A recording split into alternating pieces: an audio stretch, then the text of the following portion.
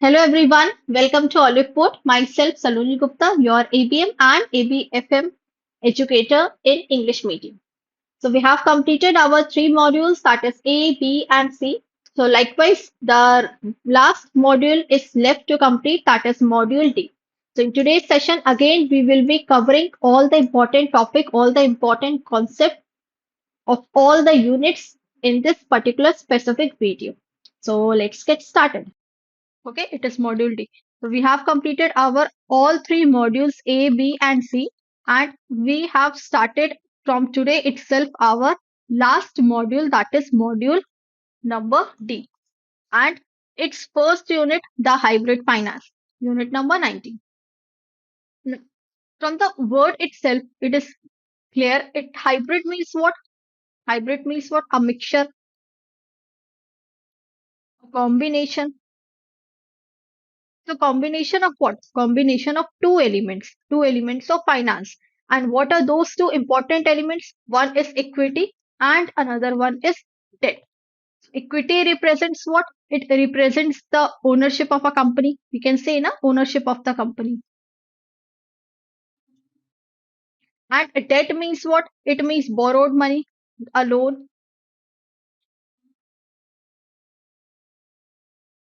So this hybrid finance is what? It is a mixture of two elements, equity as well as debt. So when a company wants to pay a debt, suppose let's take an example, company wants they have to pay the debt for 2 years, okay? Interest for 2 years.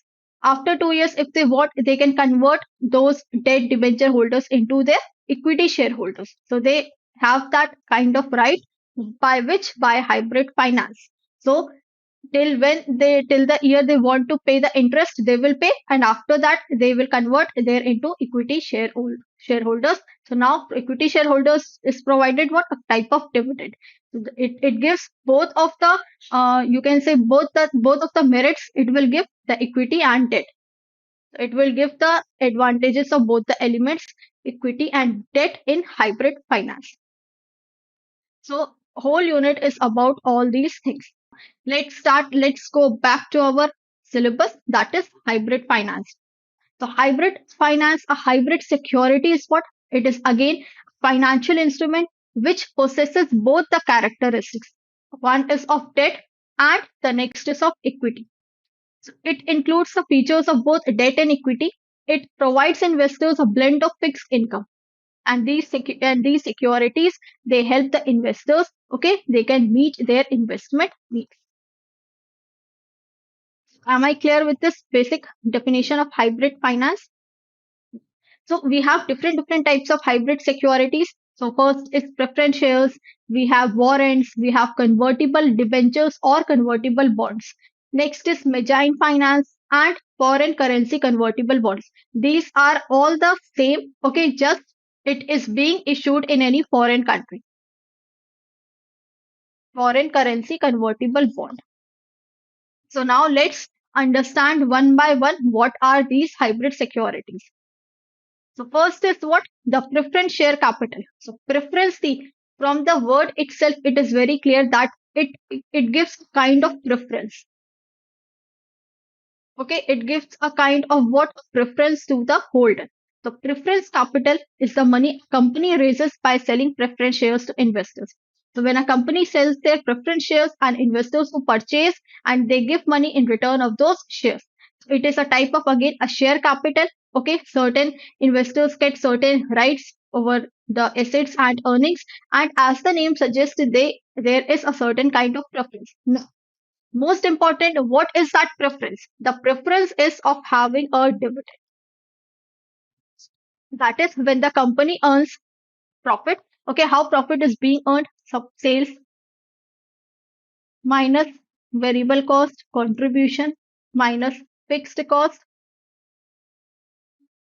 EBIT, then minus interest, EBT, earnings before tax minus tax, then comes profit after tax or earnings after tax.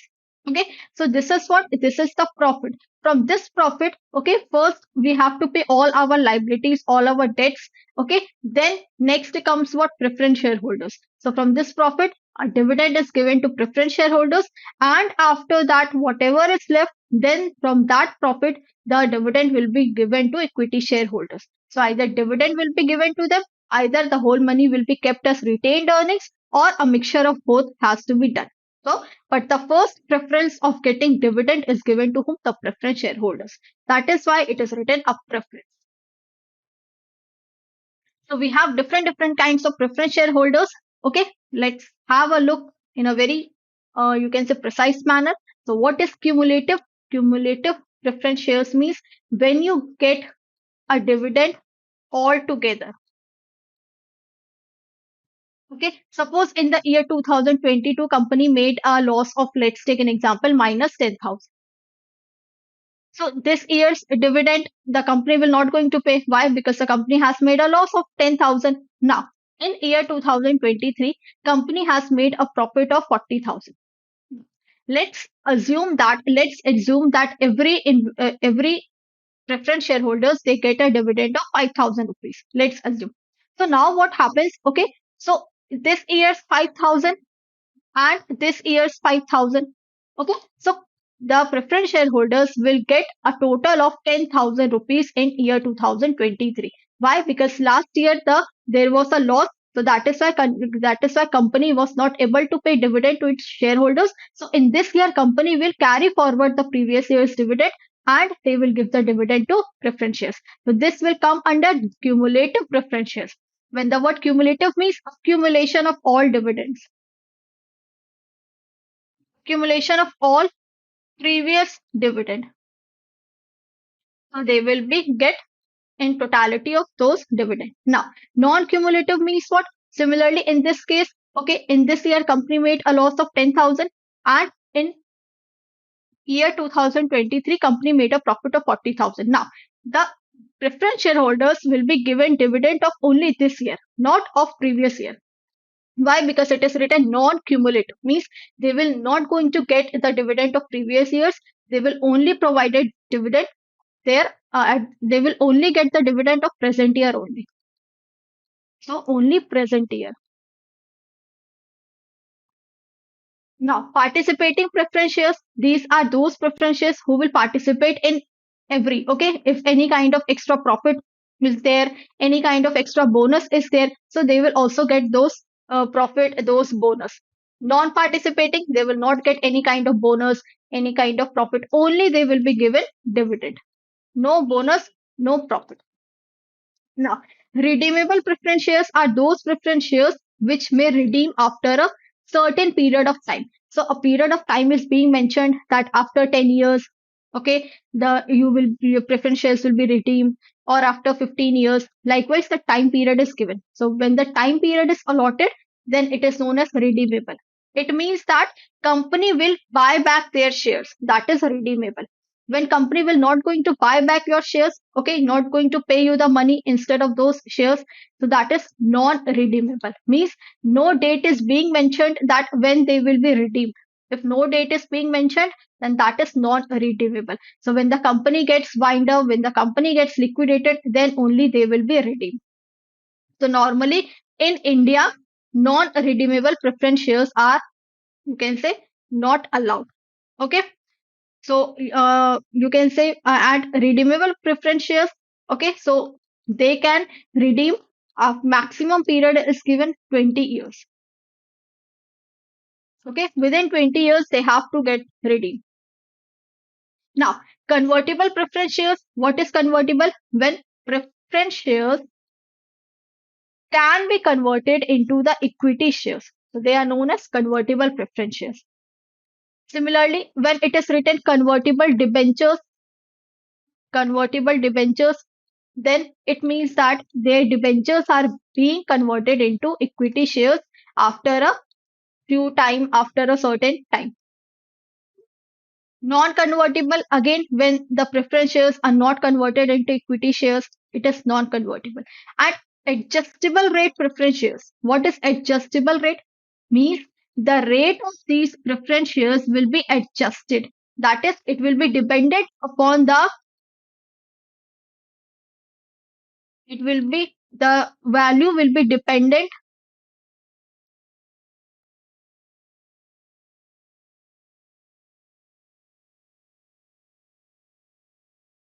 dependent upon the market fluctuations. If the value in the market will increase, then fluctuation. So it will depend upon the market fluctuations, that is on the derivatives. If the value of the shares will increase in the market, so accordingly that they will get the dividend. If the value of the shares decrease in the market, so accordingly that they will get their dividend. So it is a adjustable rate. So rate will be adjusted according to the market condition, according to the market fluctuation. I hope this is clear and it is very, very important. Types of preference shares are very important. Now, next is what warrants. Again, these are what? These are hybrid securities. So warrant is what? It is a kind of document, and it is a kind of document agreement which gives what? Which gives the holder. So one who holds the warrants is known as warrant holder. One who is holding the warrant, like one who is holding the shares, are known as preference shares or equity shares. Similarly, one who is holding the warrant is known as warrant holder. So this warrant holder, it is a type of, you can say, a legal agreement, contractual agreement between two parties. Okay, where the holder, that gives the holder the right to buy the share any company. Okay, right to buy the shares, right to sell the shares of any company at a fixed price, at a set price, the price which is mentioned on the stock exchange. At that price, okay, when the warrant holder is given the right to buy the company's share or to sell a company's share within a specific time period, that are known as warrants. Clear?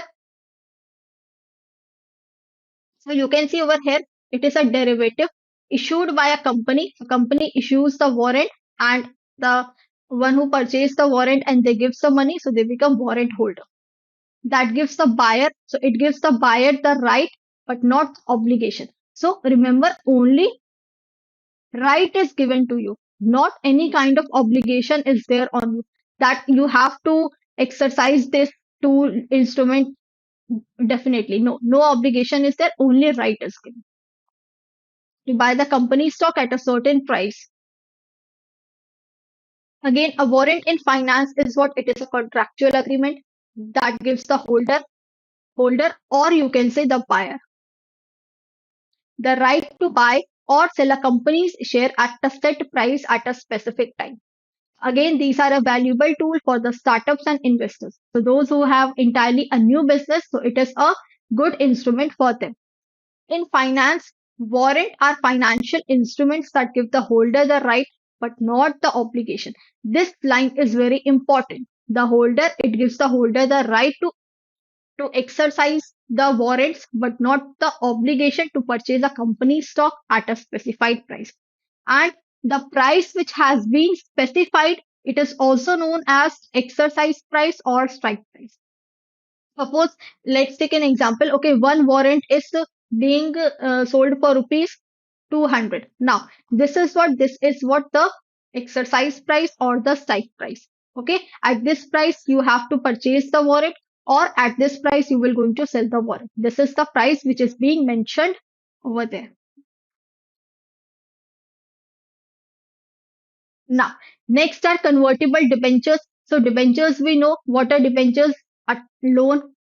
Okay. So convertible debentures, when the debentures is being converted into equity shares later on. Okay. Suppose for 2 years, I will get the benefit of getting an interest, debenture holders. Okay. 2 years, I have got the interest. And after that, if the company says that, okay, now if you want, you can convert into my equity shares. So now I have the right, I can convert into the company's equity shares. I will become what? Equity shareholders. It is what? Convertible debenture. If the word convertible is written before debenture, it means they can be converted into equity shares later on. So it is a type of loan. Okay. When you buy a convertible debenture, you are essentially what? Lending money to the company. So the one who lends the money to the company, they become debenture holders. It is convertible. That is the special part about convertible debentures is that after a certain period, you can choose to convert your loan into shares of the company. So loan can be converted into the shares of the company stock, that is equity shares. and interest payment. So if you are a debenture holder, so definitely you will get regular interest payment. So this is one positive aspect, that you will get regular interest payment. Now, next is what? Mezzanine finance. This is very, very important. But tell me before that, any doubt to anyone?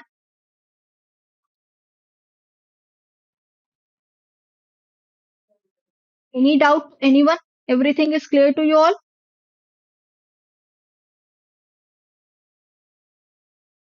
Now, what is mezzanine financing? Mezzanine finance is a type of finance. Suppose, let's take an example. This is a borrower and this is a lender. Okay. This person has taken the loan from this person. Okay. This person has given, let's take an example, 50 lakh rupees to borrower. Now, when the repayment date comes, okay, borrower fails to repay the amount back to the lender. So what lender will do? Lender will say that, okay, you are not in a position to lend, you are not in a position to repay your money. Now I'm giving you the opportunity to convert it into my equity shares. You have got a opportunity that you can convert into my equity shares. So this basically, the conversion is done when the borrower makes any kind of default. If the default is done on the part of the borrower, then they get a chance to convert into the equity shares. This is what? This is a mezzanine finance. So you must be thinking why the lender will say that convert it into my equity shares. So basically what happens, if they will convert into the equity shares, so definitely they have to bear the risk of the company also. Okay, they will get a, see, the normal shareholders will get a more ownership of the company, but this borrower has done a default. That is why this borrower will get a less ownership of the company. So in this less ownership of the company, okay, the borrower is ready to bear all the risk, more the risk of the company. So this is one good point for the lender.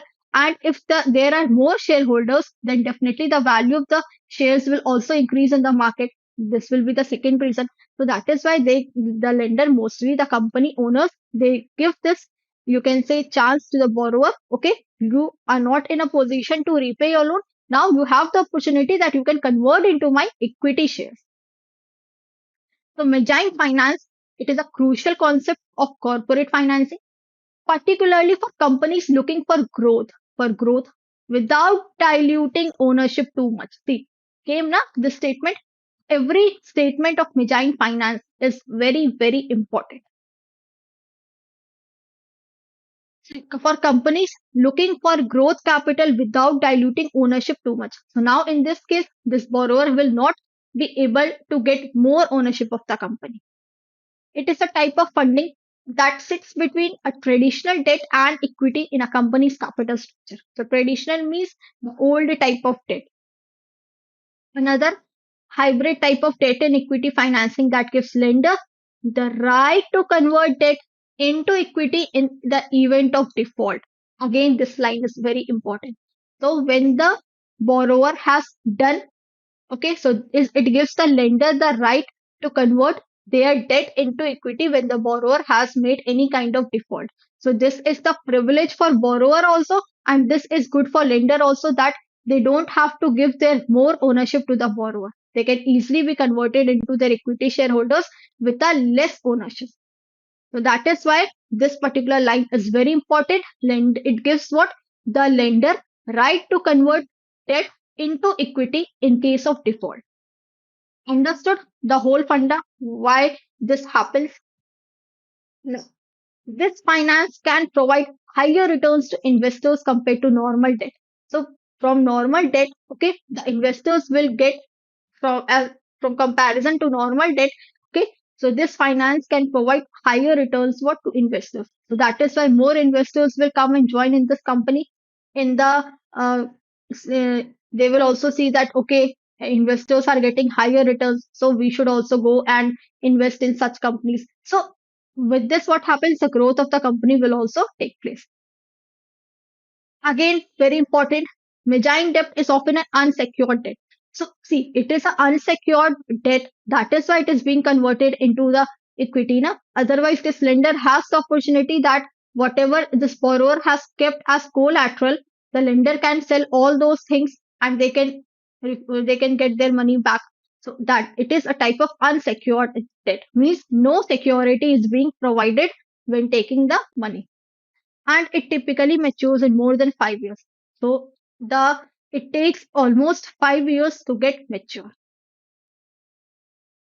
Okay, more than 5 years. So this was all about Mezzanine finance, very important topic from hybrid finance unit.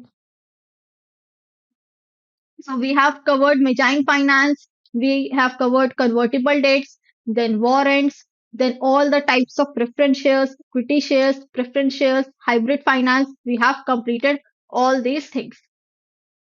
Clear? Mm.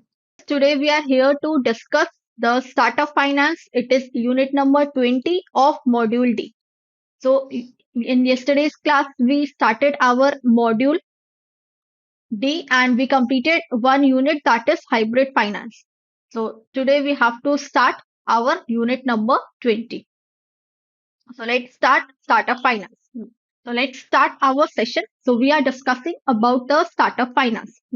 What is startup finance? See, the startup finance is basically included two words. The one is startup and the next is finance. So what is startup? Can anybody tell me what is startup? Tell me. So basically, startup is what it is, a new business, okay, that is developed to sell its new type of product, new services, any innovation, any innovative product. It is basically made, okay, a new business that is created to develop and sell a new product, a new services. So startups are basically characterized by which? By their high reward, high profit, okay, by their innovative products, by any kind of innovation, by having more and more, you can say, margin on the products. The business should be scalable, okay, it should have a good growth in the future. So then it is called a startup business. A new, a completely new model, okay, a completely new scalable business. So if the business is scalable, then it has a high growth. Okay, it will grow further. If the business is not scalable, so nobody will going to invest in any kind of startup if the business is not scalable. The business should have a scalable. Okay, it should have a growth. It should grow at the fastest rate. Am I clear with the basic definition of startup? Clear? No. So what is startup? Again, startup is a newly established scalable business. Okay, and it has started in the very early stages of development. So it is in the early stage of development. So it also needs money, it needs fund, it needs all the resources, all the experience holders that may enter into the firm and they give guidance, they support. So startup is basically what? A type of new business model who needs each and everything in the very early stage of its development.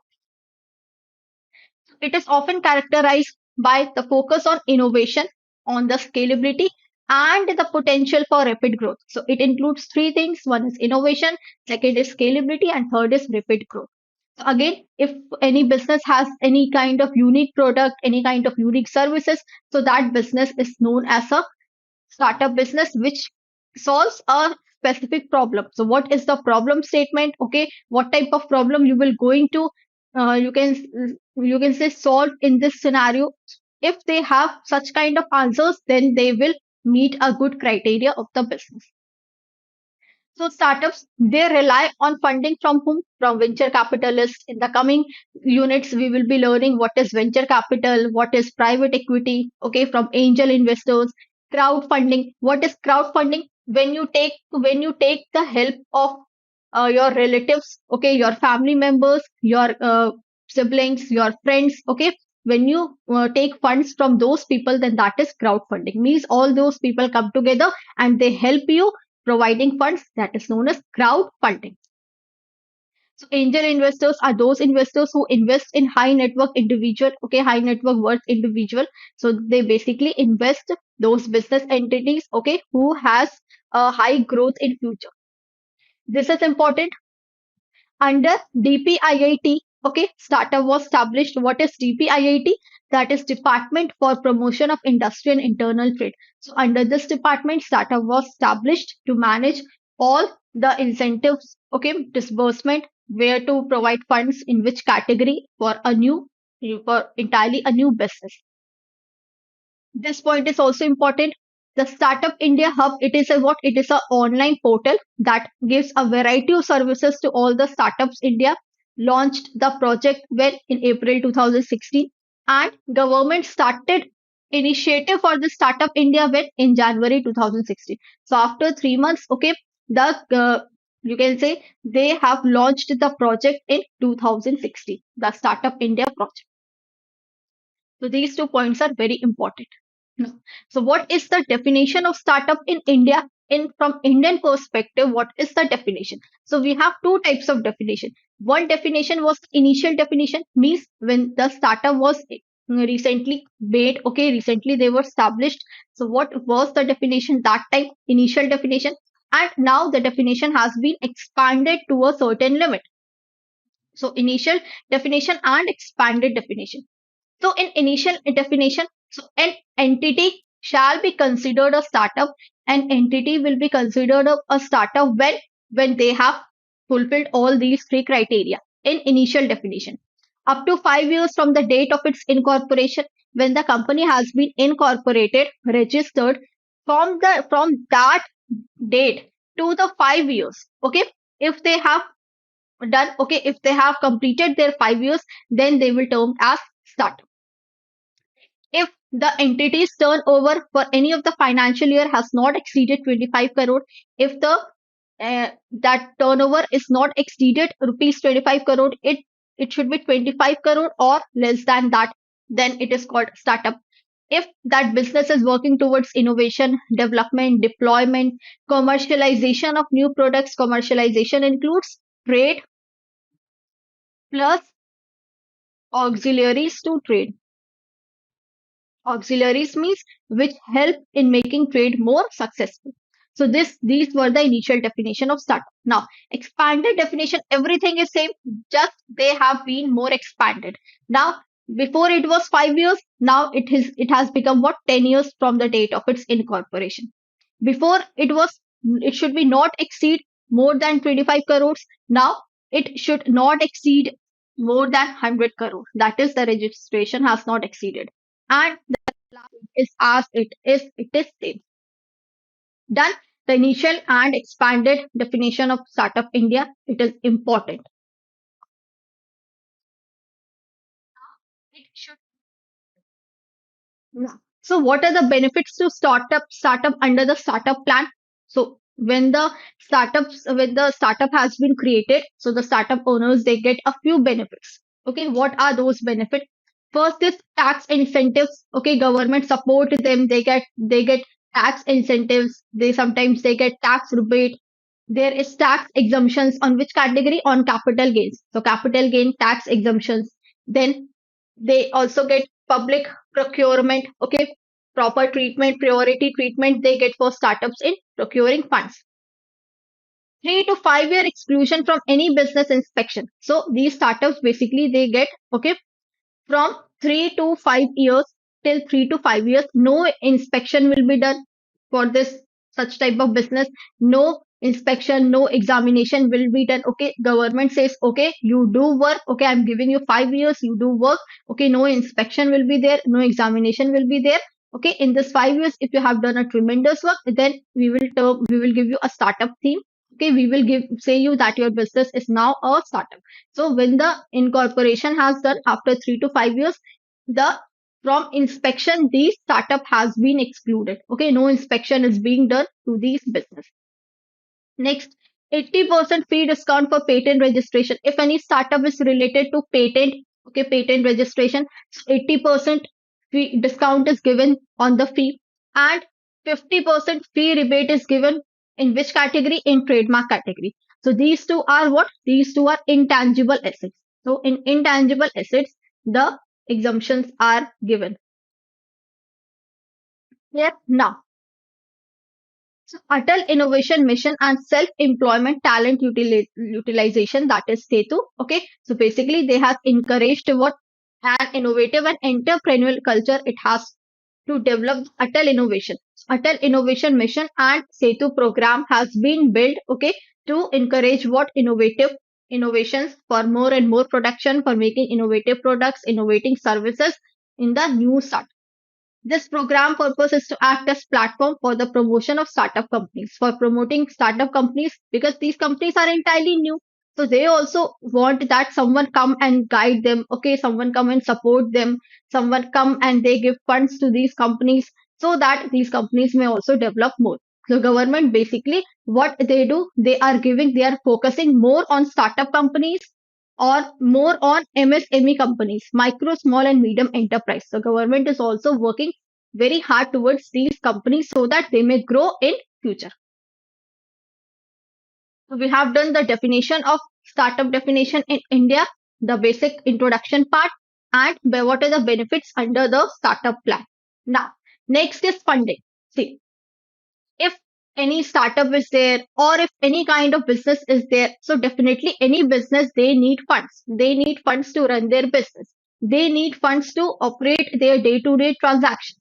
So how, from where they can arrange the funds? Who are the people that will come and they will provide the funds to new startup, to new business?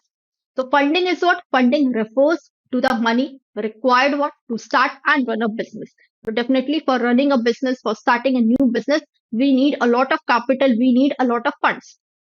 Now, we can arrange funds from crowdfunding, we can arrange funds from bootstrapping, we can arrange funds from angel investors, we can arrange funds from private equity venture capitalists. So these are the source from where we can arrange the funds if a business is entirely new. Now, it is a financial investment in a company for any kind of product development, manufacturing, expansion, okay, any kind of inventory. So for this purpose, okay, funds are required and every business they need funds to run their business for a day-to-day transactions. So if if a business is new, if there is startup, then what happens? Private equity comes, okay, venture capitalists they join the company, angel investors they come to the company, they help the company in giving the funds so that these companies may grow later. So once a certain amount of time has passed, so what was the certain amount of time we have discussed over here now in the initial definition? This one up to the 5 years from the date of incorporation and then expanded to the 10 years. So once the initial time has been passed and there is a proof of concept, that is POC, then they will provided the funding from whom? From venture capitalists, from angel investors, or from private equity. So these will come forward and they will provide the money to a startup. So it is essential to provide seed funding. So startups generally they get seed funding. Seed funding is what? Initial level funding. Seed funding is initial level funding to startups with an innovative idea, to conduct a proof of concept trials, to do pilot study, okay, to do a more to do exploration regarding new products. If the product has been launched in the market, to do the testing. So for all these things, funds are required and they get fund for all these purposes. Now, SISFS, this is what it is basically. It is a scheme that will provide the financial assistance for proof of concept, for prototype development, for product expansion, for pilot testing, for product examination, for product trials, for market entry, and for commercialization. So these are the things. Okay, for this such purpose, the financial assistance is being provided by whom? SISFS, that is Seed Fund Scheme, Startup India Seed Fund Scheme. Here, so this is again important. Tell me, any doubt to anyone till over here? Then only we will move forward. Okay, please do write in the comment section box if you have any doubt. Can we move forward?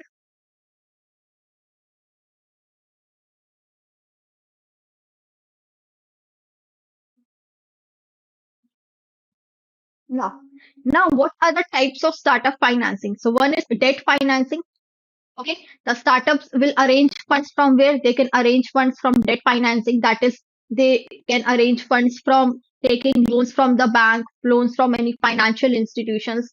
And if they have taken the loan, then certainly they have to pay what? They have to pay interest. Now, equity financing, okay, they can take equity financing later on. These equities they will get, okay, in terms of dividend they will get the funds.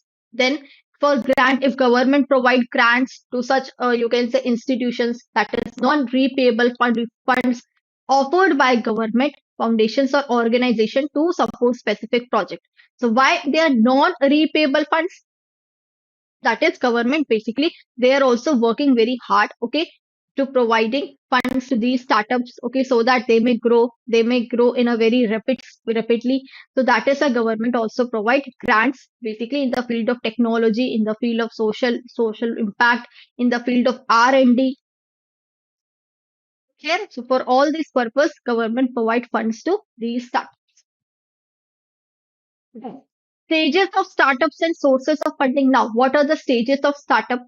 So in startups also we have different stages. Okay, one is idea stage, one is phase stage, one is seed stage, one is more you can say series A stage. So we have different stage. That is moving from top to bottom. First is idea phase. Now, what is this idea phase? Suppose you have thought, okay, to invent this product in the market. Now you have only thought, you have made thought in your brain. Clear? You have not worked on it, okay. Your that product is still in the progress, that is not made completely. You have thought, you are working little bit on it, but the product is entirely not, it is being completed. So that is what known as idea phase. So entrepreneur has the business concept in their head only and is working to turn it into a reality. Only the product is in the head, okay, it is not it is not being completely made. At this point, the quantity of money that is required is relatively low. So definitely, if you have only idea and if you want to make that idea finalized, if you want to make that idea, okay, to build into a reality, then you need a little bit. Okay, at that time, at idea phase, you need relatively low funds. So growing a company using only one's own resources and refusing any outside investment is an example of bootstrapping. If your if your product is in the idea phase, then it is important that you will take the help of bootstrapping. Now, what is bootstrapping? Bootstrapping is taking the help of your own money, okay, your own self money, your self earnings. That is what bootstrapping. So because it is in the idea phase, once the product is being made, okay, it is in the process, then you can take the funds. But you have just only thought in your brain and you want initial capital, then you can take the help of bootstrapping, your own money, your savings. In a very easy language, bootstrapping is what? Your savings. Done. Now, next comes seed stage. Seed stage is what? When the company is required to carry out field trials, test the product. Okay, product is made. Product has been completely made. Okay, now it's time to test the product on different clients, on different consumers. So for such type of thing, you want a seed stage funding. Now, angel investors and private individuals, they put money into the high potential enterprises. At this point, it is possible to raise funds through a method called crowdfunding. Angel investors and private equity, they will put their money when the product is when they see that the product has very high potential. Okay, they have very high potential to reach the market, to reach in the customer's mind. But at this point, at the seed stage, what is more you can say possible to raise funds through a method called known as crowdfunding. Now, what is this crowdfunding? If you if you take the if you take funds from your relatives, okay, from your friends, from your family members, from your siblings, from your elders, from your juniors, seniors, okay, from your peer members, that is known as crowdfunding. Clear? I hope this is clear to you. Now, Next is Series A stage. So at this stage, you need a money high. Okay, your product has been developed. Okay, company has developed its product offerings, and now the company wants to extend this product to other markets. Expand this product to different regions, geographical regions. So for that, they need a Series A stage funds. Funding generally it comes from venture capitalists. Okay, they have large ticket size. Private equities. Okay, they invest in private companies only, no public companies, only private companies. Or if any public company is there, so they will delist the public company, then they will provide funding from venture capitalists and from equity owners. Now, when the market responses has already been validated, it is best to approach venture capital firm. So when the product has completely made, okay, now it's time to expand your product. Okay, now it's time to make your product very famous in the market. So it is that time when the venture capitalists they will come. Okay, they will make any kind of improvements in the product. Okay, they will launch your product to many other different countries, different regions. So they will come and they will provide funds in that. Now, so what is exit options? Again, if any venture capitalist, private equities, if they will join your company, okay, they will improve your company's product, they will improve your company's internal matter, any kind of improvements, any kind of funds you require, they will provide you. So what they will ask in return, they will ask the ownership of your company. Now, how they will going to take the ownership of your company? Okay, your your company will, okay, suppose ABC Limited is a company. ABC Limited company wants funds for expanding its market. Now ABC company will sell the shares to private venture capitalists. Venture capitalists in in return of the shares, venture capitalist will provide funds to ABC Limited, and they will take the part of the ownership of the company. Now, when all the settlement has been done, when the company makes a huge profit, okay, after that, these venture capitalists they will sell the shares of the company to another company, and in this way they will make a huge profit. So this is how they take a exit mode. So they join the company, okay, they work in the company, they do further improvements in the company, and then they make a huge profit from that company and they take a exit mode.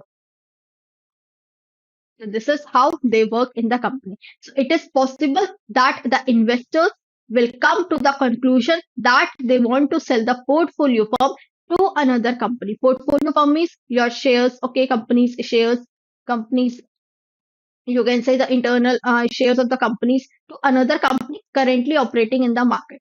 This is how they take the exit options. So either they will sell the company's share through IPO. Okay, they will sell the company's share to another company. Okay, so they leverage to buy out all these things. Okay, they will do and they will take exit move. And after that, they will join another new company. So this is how they work for different companies.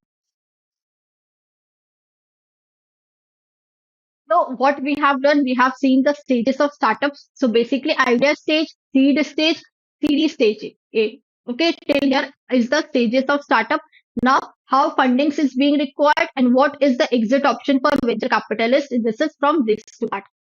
And rest what we have seen, types of startup and financing, how funding is being done, benefits to startup under startup plan. So all these things we have completed. And today itself, we will going to complete this specific unit.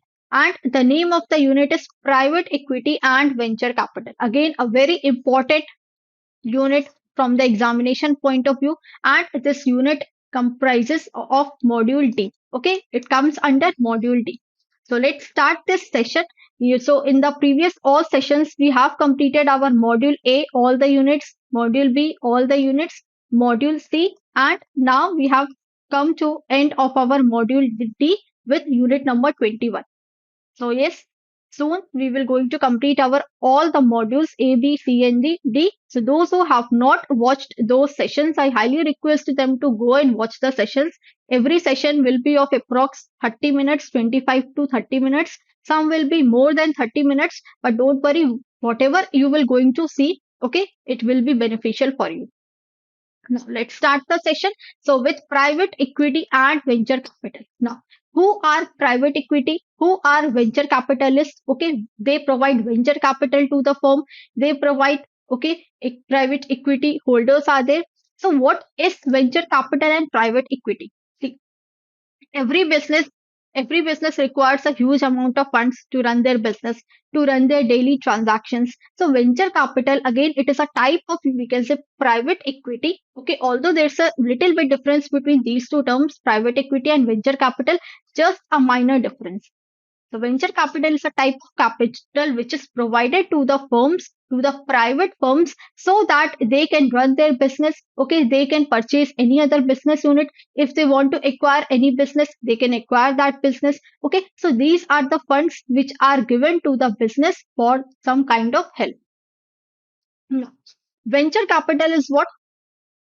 It is a type of private equity financing that is provided early stages, high potential startups and small businesses. So those business who are very new, okay, who have started their businesses at a very early stage, okay, who has high potential to grow in future, who are very small businesses. So for such businesses, these venture capitalists, they come forward, they provide venture capital to these business so that these business may grow, okay, these business may grow in the economy at a high rate.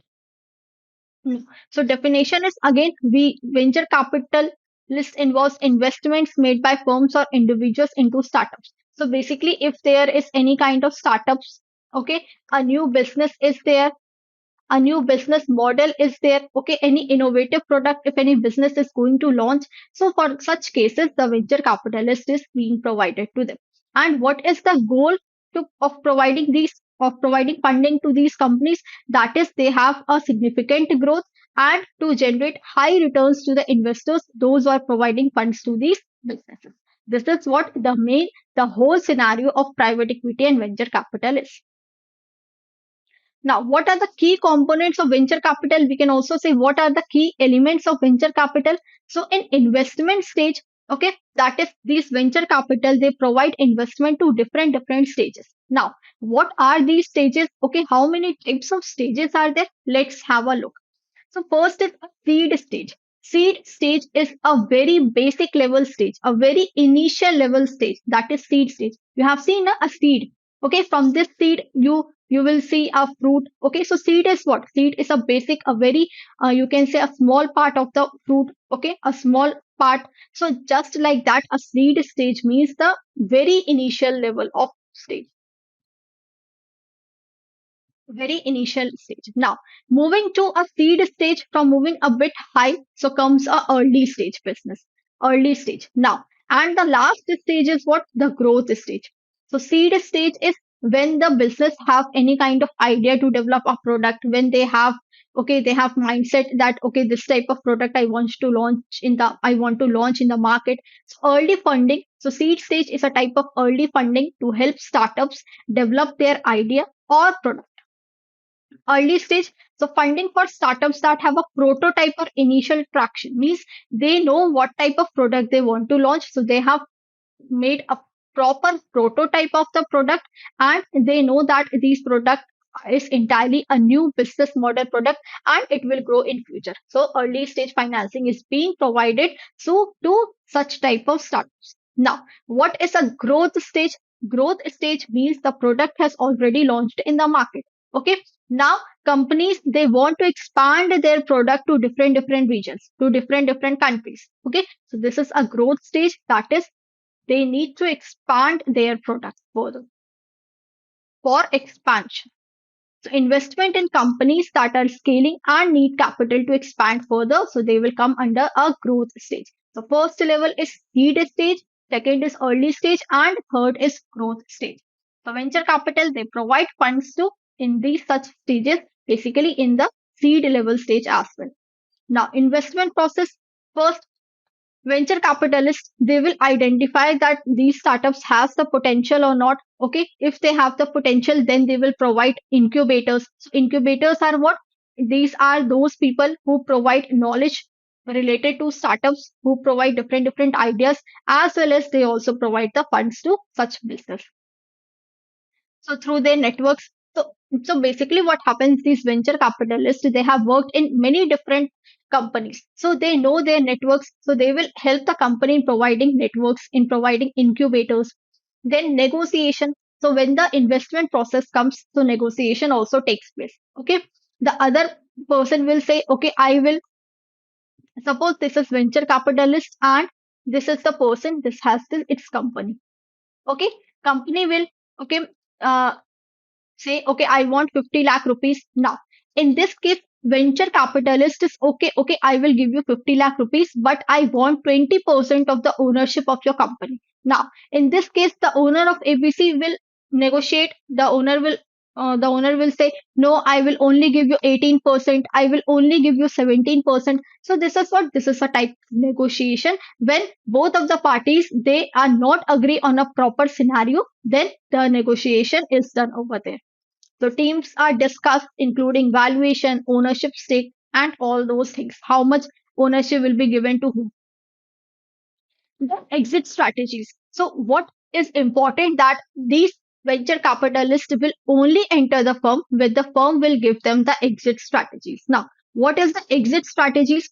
The exit strategies is with the help of IPO, that they will join the company, they will provide funds to your company, they will take a part of your ownership of the company, but at the same time, they also want the exit strategies. They don't want that they can be stick to your company. No, once they have made a profit from your company, then they will take the exit mode. So through IPO, selling the shares in the stock exchange, through acquisition, acquiring another company, selling the company to another firm, and secondary sales, that is selling shares to other investors. Okay. Okay, I'm okay with it now. I don't want to be a part of this company. So I'm selling my shares to different investors. Now, the other investors, they will get what they will get the money, they will get the profit in return of those shares. So secondary sale, acquisition, or IPO. So these three are the exit strategies. So in India, you in Indian also and in foreign countries also, you will going to see various venture capital firms are there. So few examples are there. Bloom Ventures. It is a venture capital that was established in 2010, and by whom it was established? Karthik Reddy and Sanjay. They have invested $280 million on overall 150 startups. So these Blue Ventures, they have invested $280 over 150 startups. Now, Kalari Capital, again, they invest in seed and Series A startups. That is a very basic level business, basic level initial stage, or a Series A startup. Now, Nexus Venture Capital, again founded in 2006. It has its offices in both in India also and in foreign country also. So these are the few examples of venture capitalist which is located in India. Now, private equity. So private equity, see, the word private describes something that these will provide investment only in private companies.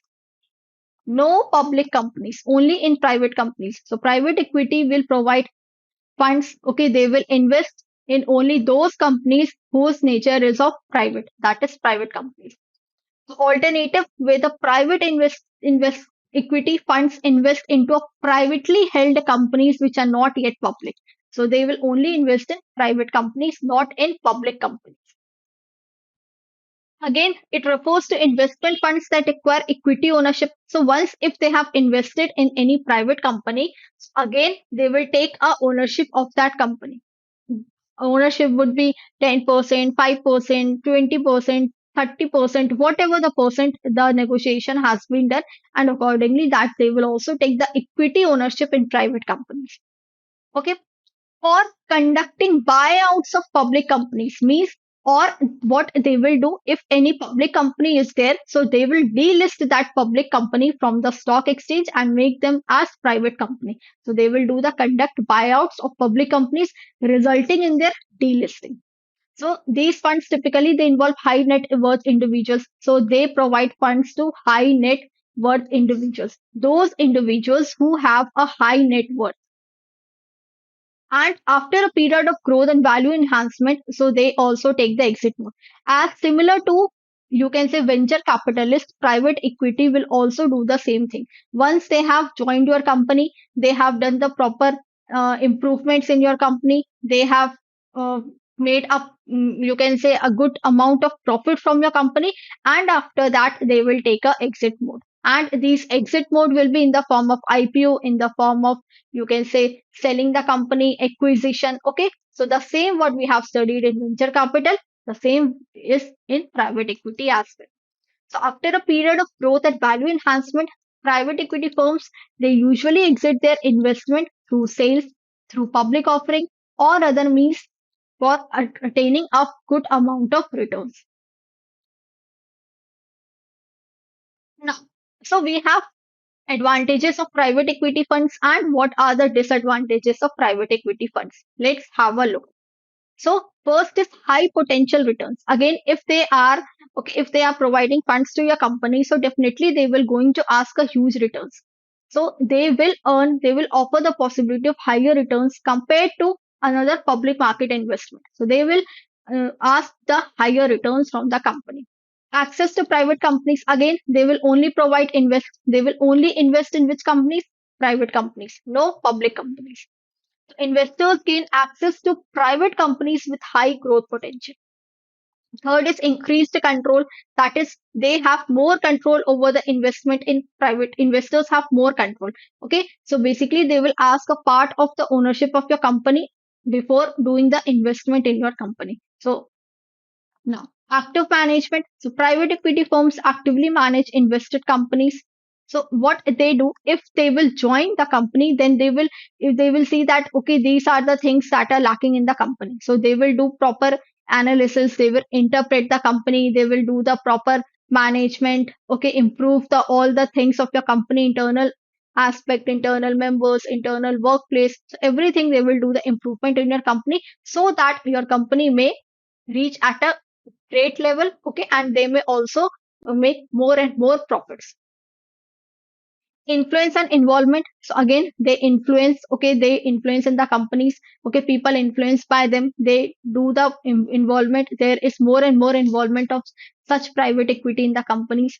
Some companies will get the tax benefit also, okay, some PE investment may offer tax advantages to investors. Expertise and resources. So private equity, they will bring the expertise, the experiences with their and the resources, that is all the things, okay, the company, the experts, the networks, the support, the guidance, everything they will bring. Diversification, again, what happens with the help of this, okay, the risk may be diversified, okay, so it will help in diversifying the risk and enabling investors to capitalize on opportunities outside of publicly traded market. So we know that with the private equities, they provide investment in the firms, okay, so they will come with their own experience, they will come with their own expertise. So in that case, what happens, whatever the risk that is in your company, so that risk will diversify, okay, with the involvement of private equity. Now, what are the disadvantages? Again, if there is advantages, so there will be some disadvantages also. So that is lack of liquidity. That is, these funds are typically illiquid, meaning they cannot be easily bought or sold. So these private equity investors, these what happens? Okay, if they will provide investments to your fund, they will provide funds to your company. So sometimes what happens that it cannot be easily bought or sold. Okay, that is, the shares cannot be easily bought and sold in the market. So there is lack of liquidity, lack of diversification as well. Okay, so if there are more and more risk in the company, like liquidity risk is very high, operational risk is very high, country risk is, exchange risk is, every risk is very high. So the sometimes diversification becomes very difficult for these private equity holders. So there sometimes it becomes lack of diversification. Concentrating a significant portion of the portfolio in a single startup few companies can lead to concentration risk. That is, if you will focus on only few aspects, then definitely the risk will emerge more. Due diligence, that is all the legal compliances they have to follow. Okay, they have to follow the team, they have to manage the team, they have to manage the market opportunities, they have to do the analysis of sort, everything that comes under due diligence. So their fees is also high. These firms, they will charge management and carry fees. Risk will also be high. Private companies disclose less information about their financial health. See, although private equities, they are providing funds to your company, but the company will not going to disclose each and everything. They will not going to provide each and every information to you, because ultimately you will leave the company when the time comes. That is why not every information is being provided to private equities. And sometimes the conflict may occur. Private equities will say, okay, this is correct thing. The owner will say, no, this is correct thing. The members will be moving in this direction, and private equity will be moving in this direction. So there is lack of direction. Okay, there is lack of cooperation. There is lack of coordination. So if there is lack of everything, coordination, cooperation, then certainly the conflict may occur. So there may be conflict between maximizing shareholder value and decision benefiting employees or customers. So employees who are working in the organization, they will say that, okay, I will not going to dilute my more ownership to the new shareholders. But the private equities will say, no, I want this percentage ownership from your company. So conflict may occur in such case. So this is what the advantages and disadvantages of private equity. I hope till here everything is clear to you. Any doubt to anyone? Now let's move forward. So there is one more term, that is LBO. LBO is leveraged buyout. Now, what is leveraged buyout? Leveraged means be what? The levered, and it means what? The loan, the borrowed money. So if we are taking the loan and then we are buying another company, so that comes under leveraged buyout. Means taking a loan to buy a target company, that is LBO. Suppose this is the acquirer. Acquirer is who? The one purchaser. We can also say the purchaser. Now, this acquirer wants to purchase a company. Let's take an example over here. Okay, this is the acquirer. This acquirer wants to acquire this company. Okay, company one. Now, the worth of this company is, let's take an example, 70 lakh rupees. But the acquirer has only, let's take an example,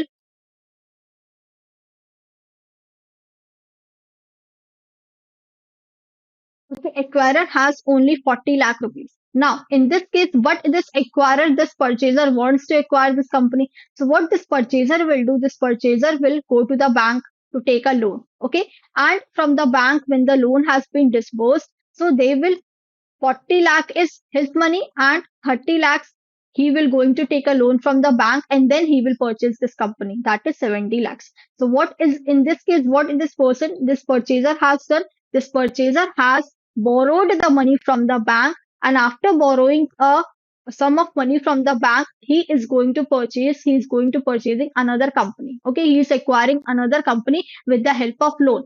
So that is what leveraged buyout. Acquiring the target company with the help of borrowed loan is LBO, leveraged buyout. Now if you will see this image, it will be more clear to you. Okay, suppose this is the acquirer purchaser. This acquirer is taking a bank loan to buy this target company. Now, what is the target company? This I have already explained you. The company which the acquirer wants to purchase, wants to acquire. Okay, that becomes what? Target company. Now, so acquirer has taken the loan and purchased the target company. Once acquirer has purchased the target company, so whatever target company, the you can say the profits the which are generating from this company, this acquirer will use that profit to repay the loan. Okay, so now acquirer is using what? Target company's revenue to repay the bank loan. Okay, so loan is also done. Okay, repayment of loan is also done, and target company is also in the hand of acquirer. Now, and what acquirer will do? Acquirer will sell this target company to another person at a very high rate, at a very high profit, and at a very high revenue, and then he will earn a high profits. So this is how they do. They run their business with the help of LBO, that is leveraged buyout. So buying the target company, acquiring the target company with the help of borrowed loan is LBO. I hope with this image, with this example, it is clear to you that what is LBO. Done? Now, Next topic is angel fund. Okay, angel fund. So who provide angel fund? We have seen angel investors. Angel investors, they come forward and they provide angel funds to the business.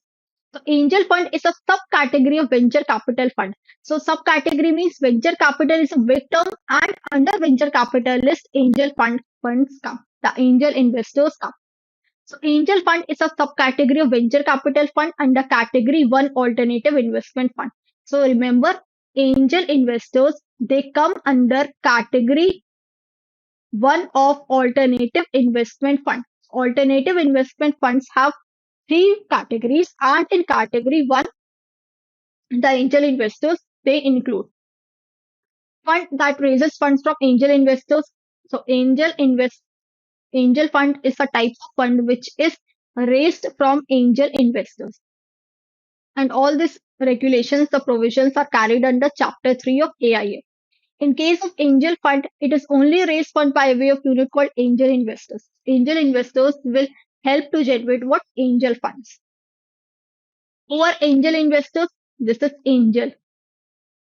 So these are wealthy individuals who provide capital to promising early stage business. So remember, they provide funds to a seed level business, early level business without much stringent rules and regulations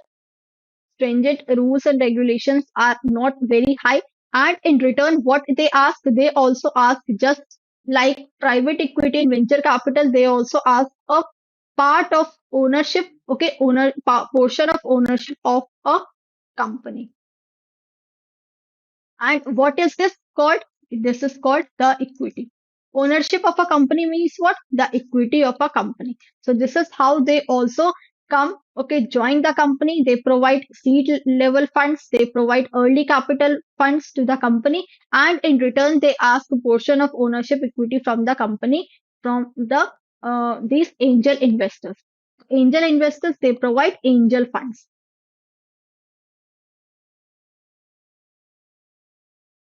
Now, am I clear with this? Angel fund, who are angel funds, and what is angel fund, who are angel investors? So they provide angel funds. LBO, very important again. Then private equity advantages and disadvantages we have covered of private equity. What is private equity? This Indian venture capital firm, again important. Okay, you should remember their names and when it founded and what is their net worth. Okay, this investment seed stage, early stage, growth stage. So these three are also very important key components of venture capital, and how they take exit mode, that is with the help of either IPO, okay, with the help of acquisition, with the help of secondary sale, with the help of leveraged buyout, with the help of management buyout. All these are the various strategies by which these venture capitals they take a exit mode. So yes, today we have to start a new unit, that is artificial intelligence AI, and it is the unit covered under module D. So we have completed our all modules starting from module A, B, C, and now we will going to complete our module D, all of the units. So those who have not watched my previous sessions, so make sure you have watched. Okay, go and watch those sessions whenever you get time. And today we will start a new unit, that is artificial intelligence. So again, a new era of modernity of business. Okay, it describes a modernity of everything. So artificial intelligence is what? It is what? AI. So register now as soon as you can. Now, so what is AI? Again, AI short is AI. Artificial intelligence. It is ability of computers or machines to perform tasks that usually require human intelligence. So AI refers to the replication of human intelligence in computers. So in a very simple language, we can say AI refers to the replication of human intelligence in computers. What human thinks exactly in the same way these machines will also be able to think.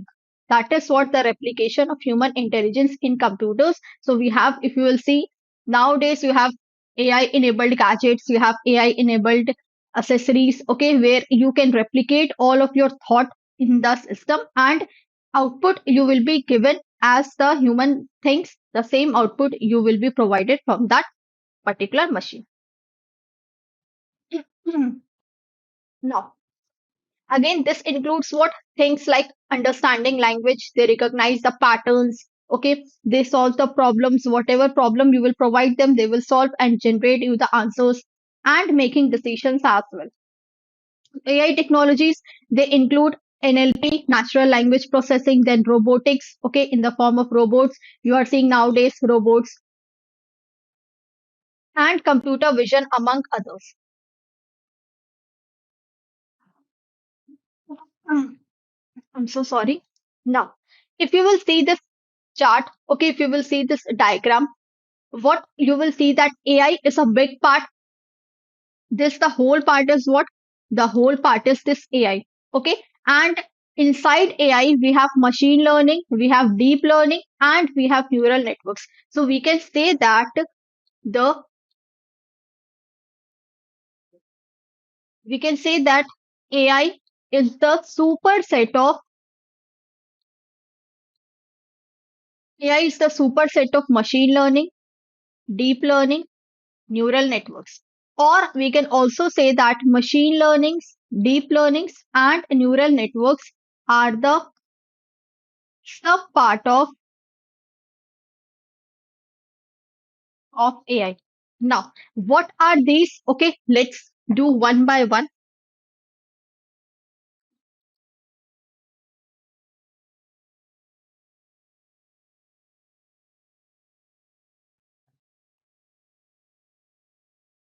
Okay.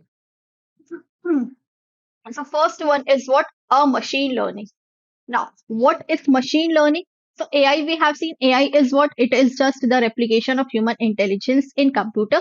And for developing AI, we need to develop technology called machine learning, a tool to develop AI. So machine learning is what? Basically, we can say a tool to develop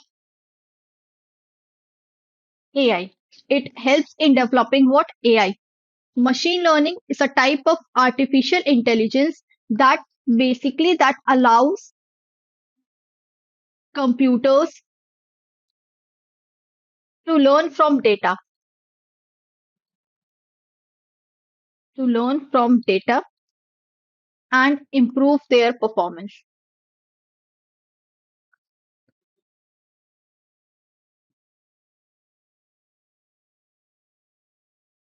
Okay. So basically, we provide data to this machine learning. A data is being model is being trained in the form of data in the machine learning, and then they do all the functions, and then they generate the output to the customers, to the users. This is what the machine learning. A model is a piece of software that is trained using data to perform a specific task in machine learning. So machine learning basically it is a tool to develop AI. See what happens in machine learning. If you have seen the robot, okay, let's take this is a robot. Okay, now in this robot, okay, you have trained one data over here. Okay, you have provided the data. The data has been trained. Okay, suppose let's take an example. You want that a robot should dance on a particular song. Okay, like A, B, C song.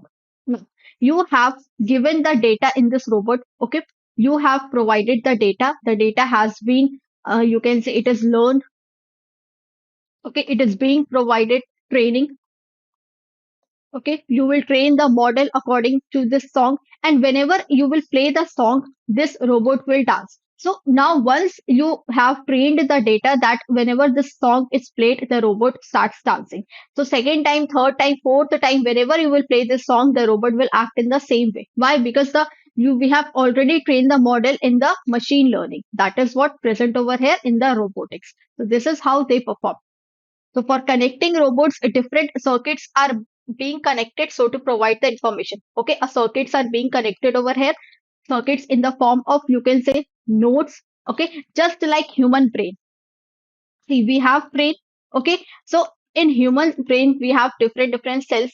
Okay, the connectivity is there. Suppose if we have touched a hot key now. Okay, suddenly what happens? The brain gives us the thing that okay, this tea is very hot, just remove your hand or finger. So what happens, the circuits are being connected in our brain and it responds to that in the same way. In the same way, robots also, the circuits are being connected in the form of nodes, so to provide information. That is what machine learning. It is simply a type of human brain that is neural networks. There is one term in machine learning that is neural networks. So that is a type of, we can say, a mini brain. They just act as a mini human brain. Now, what is deep learning? Again, deep learning is a type of machine learning that uses artificial neural networks. They uses neural networks to teach computers to process that data in a way that is similar to human brain. Okay, just like human brain. Okay, the neural networks are present there and they teach computers to process data in a similar way, just like in a similar way like human brain. So this is what deep learning. Now, and neural networks have made you clear that these are a type of what mini brain circuits is being connected. Okay, so basically what happens, different nodes are connected to each other. When once the output is being given, they work, they do proper function, the model is trained over there, and after that they will generate the output to the user. That is what the neural networks are. Tell me, any doubt, anyone in any of these points?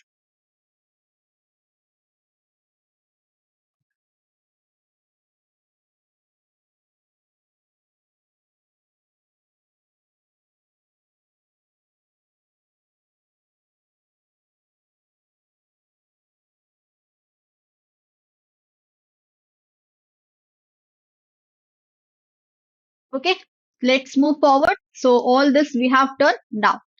Now, what is history of AI? Let's do the history of AI. So Alan Turing, he was a mathematician from United Kingdom. Okay, he was the first person to suggest that machines are intelligent. Okay, when he had said this statement that machines are intelligent, so many people had made fun of this person. How machines can be intelligent? There is no way that machines can be intelligent.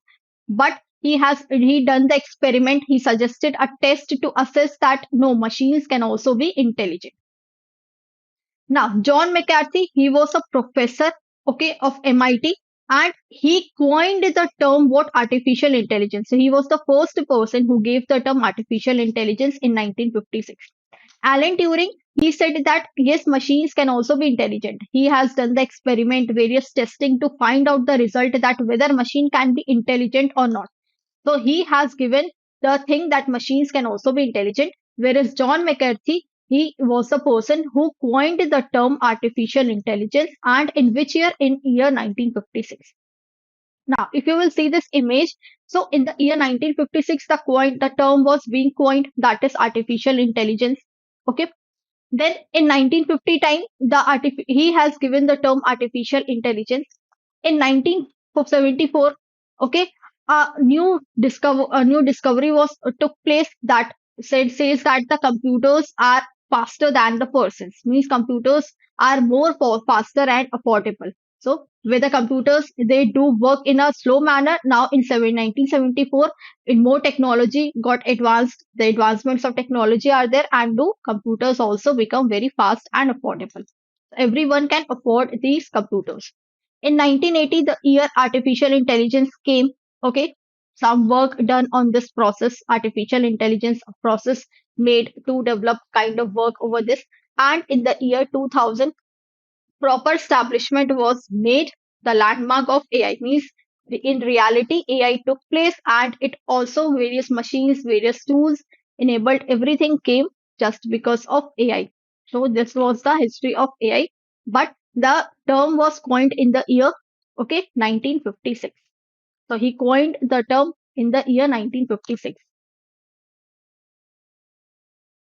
Now, applicability of AI. So yes, AI is applicable in many different fields, including banking, healthcare, manufacturing, production, retail, finance. Everywhere AI is there, because nowadays without AI nothing can accomplish. AI is very important and its application is required in every field.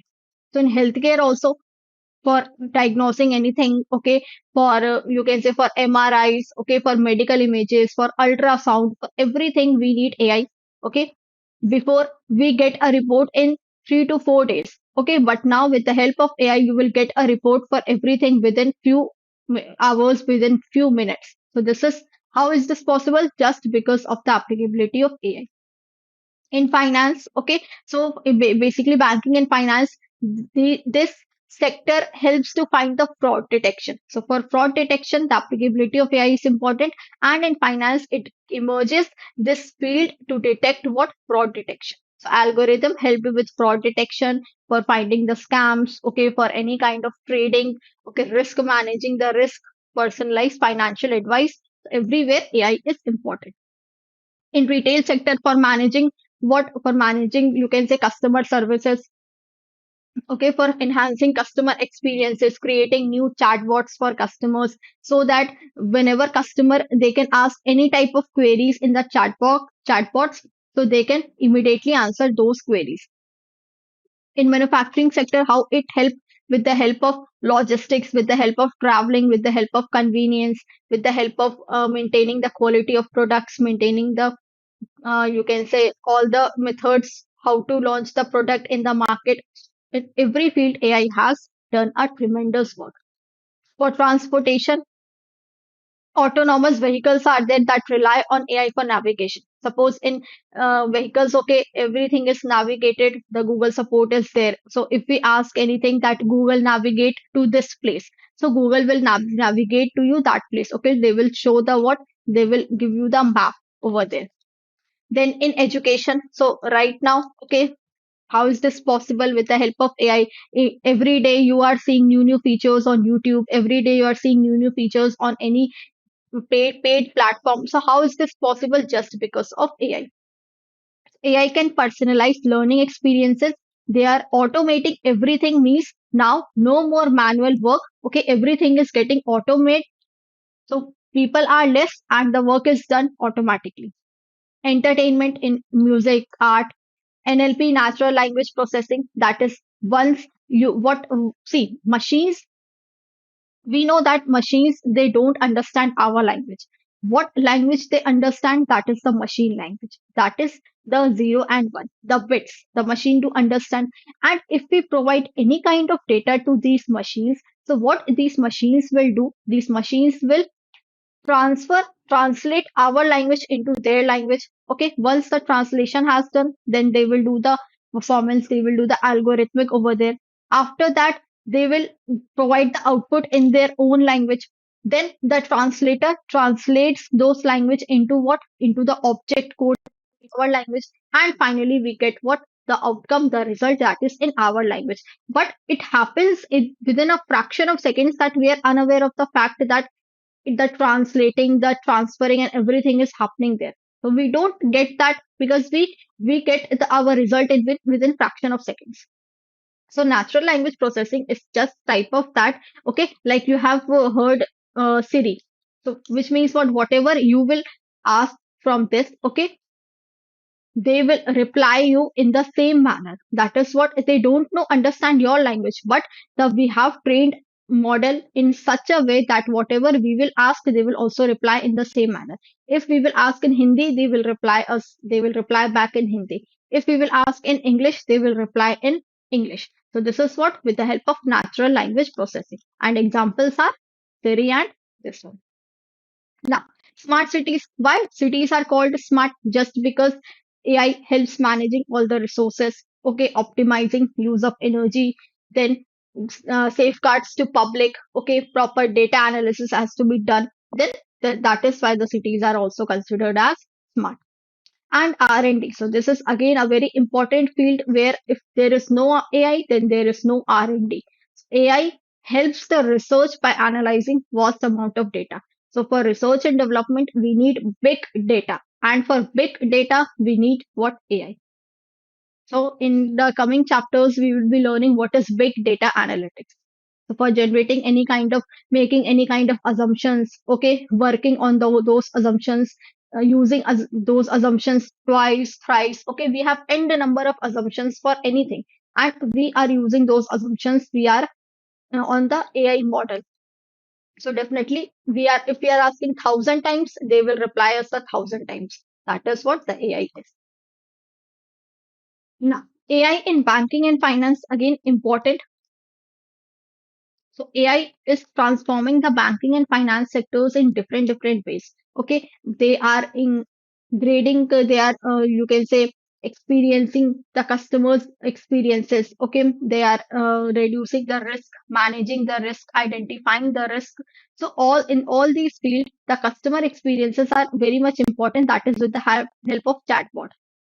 Okay, if anything you will ask, they will reply immediately. That is, the customer experiences are also gaining at a high. They are also making a high growth in customer experiences with the help of AI. So customer services engagement, that is chatbot. Okay, robo advice, that is robotics. So if you will see that in your Telegram or in any WhatsApp group, there is quiz bot. Okay, quiz bot or simply bot. If you are providing, if you are asking any kind of question, they will give you the answers in that way. Then predictive analytics, that is making predictions for future outcomes.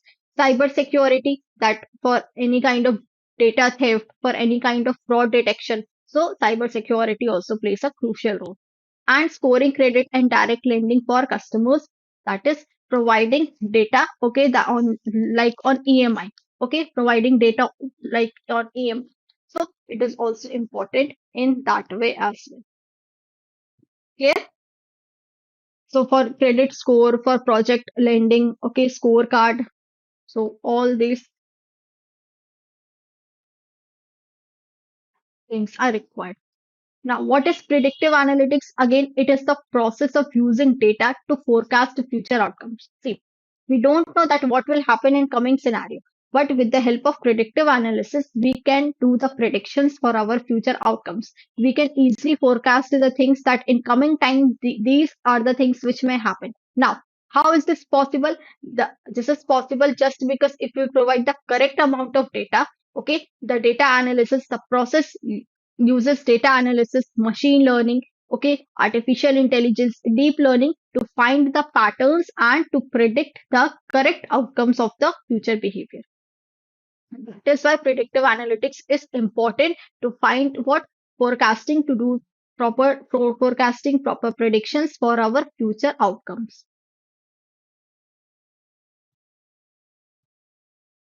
Here, so we have done all these things. If you have any doubt, you can ask me, or else let's move forward. Any doubt, anyone? Now, let's move forward. Now, what is the future scope of AI? Again, we know that AI is what AI is prevailing in India. Okay, nowadays it has improved a lot of things in our country. AI is already using in many different fields, and its application is also used in many different fields. Artificial intelligence can be applied to any intellectual endeavor. Endeavor means giving efforts in different fields. Like in computer science, the whole computer science is a part of what? AI. In psychology, we use AI for reading the person's mind, okay, for detecting anything. That in AI, the tools, different machines are being used. For neuron science, for biology, for labs, for making, for doing experiments, okay, we need AI enabled machines, AI enabled gadgets. Sociology, maths, philosophy. So in any field there are requirements of what? Artificial intelligence. Today also and in coming scenario, every field will require AI. Without AI, no field will going to work properly. So yes, we have done all of the important parts related to AI. We have seen deep learning, we have seen machine learning, neural networks. Okay, we have seen in which field, okay, AI is being used. What for data predicting, okay, for data detection, for any kind of fraud detection, what field is being required in such case. So we have done all these things. If you have any doubt, you can ask me, or else I will end this session. So there is one more term that is CNN. Okay, convolutionary neural networks. Again, this is what a type of, you can say, a neural networks. Okay, they basically, what information, first of all, you will give the input to this. Okay, they will do the processing, all processing with the help of these nodes. Okay, the processing is being done, and after processing, similar type of result will come, that is in the form of output to the users.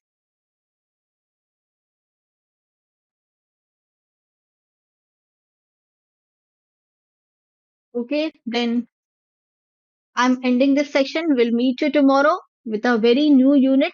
So yes, come and join at 8:30 p.m. on YouTube channel for our new upcoming unit. So let's start the session. So today, as you can see the slide, today we have to start unit number 23, and I hope you have watched all of the previous sessions related to module A, module B, module C, and module D. So we have completed till 22nd unit. Today we will going to complete our 23rd unit, and the name of the unit is Business Analytics as Management Tools. Now, so what is this business analytics? See, we know that in we are living in a era where AI is very, you can say, in a trending. Okay, it is in very trend. We have various types of AI enabled gadgets, AI enabled machines. We have already seen machine learning, deep learning, okay, neural networks, CNN models, everything we have seen in our artificial intelligence unit. Now, in our society, in our India, in any business organization, if we want any kind of data, there are abundance of data available in this era. Now, it is quite difficult for any business organization to find out correct data, to find out the useful information which is useful to him or her in the organization. So sometimes what happens? Information explosion. Information explosion is a term which means that there is a lot of information available that it becomes quite difficult for a person to carry on the relevant information for his or her business. That is information explosion. Now, to carry the correct information, to find the correct information, the useful, relevant information for his or her business, that is what is business analytics. We have to analyze all the information, all the, you can say, data. Okay, with the help of that, with the help of different tools, with the help of techniques, we have to find the useful data for our organization, for our business, and that comes under whole thing business analytics as management tool.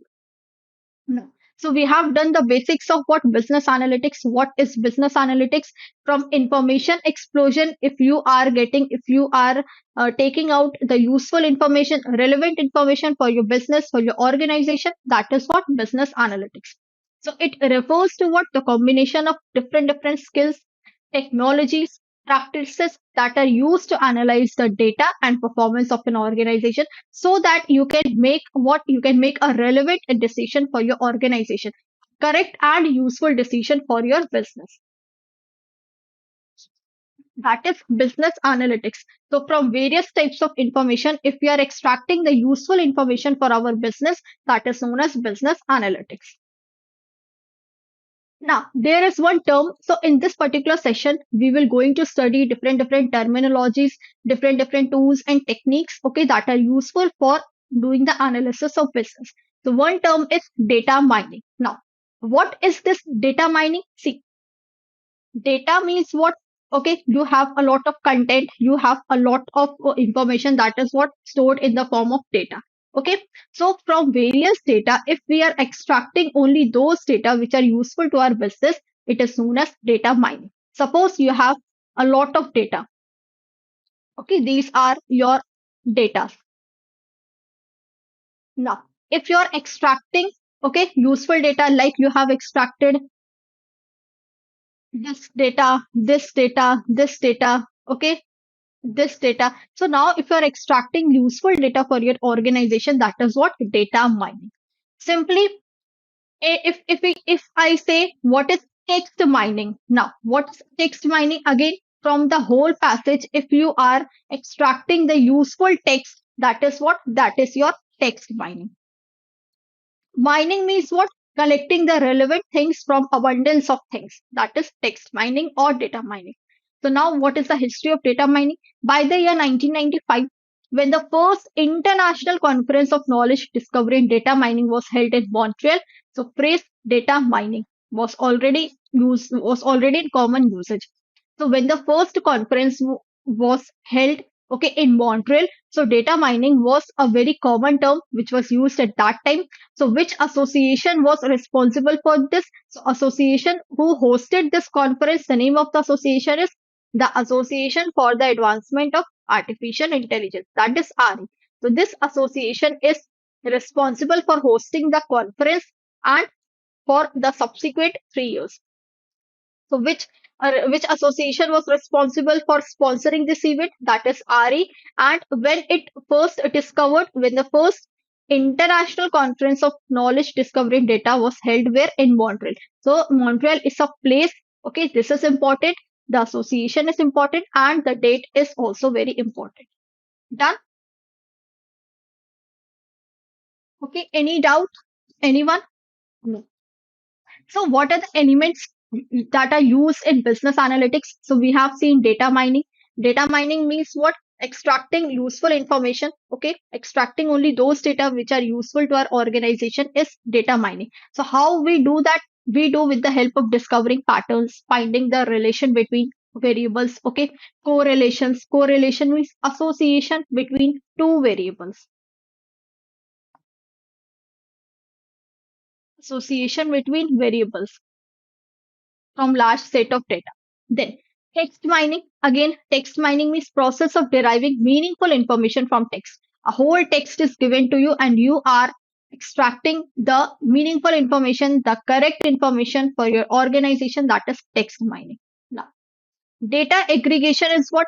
Process of collecting raw data and presenting it in a summary format for the purpose of statistical analysis is referred to as data aggregation. So data aggregation again, if you are collecting the raw data, means the data which is not you can say which is not in a proper manner. Okay, you are collecting that data and you are representing it in a good format, it in a you can say a proper format so that everybody they can understand the statistics, they can understand those data with the help of those statistical analysis. The data aggregation is done.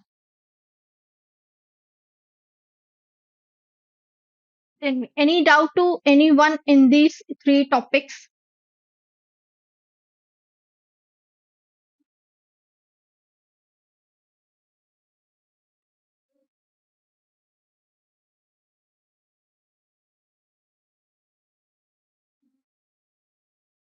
Okay, data aggregation. Okay, see what is data aggregation? Let me write it over here in a no.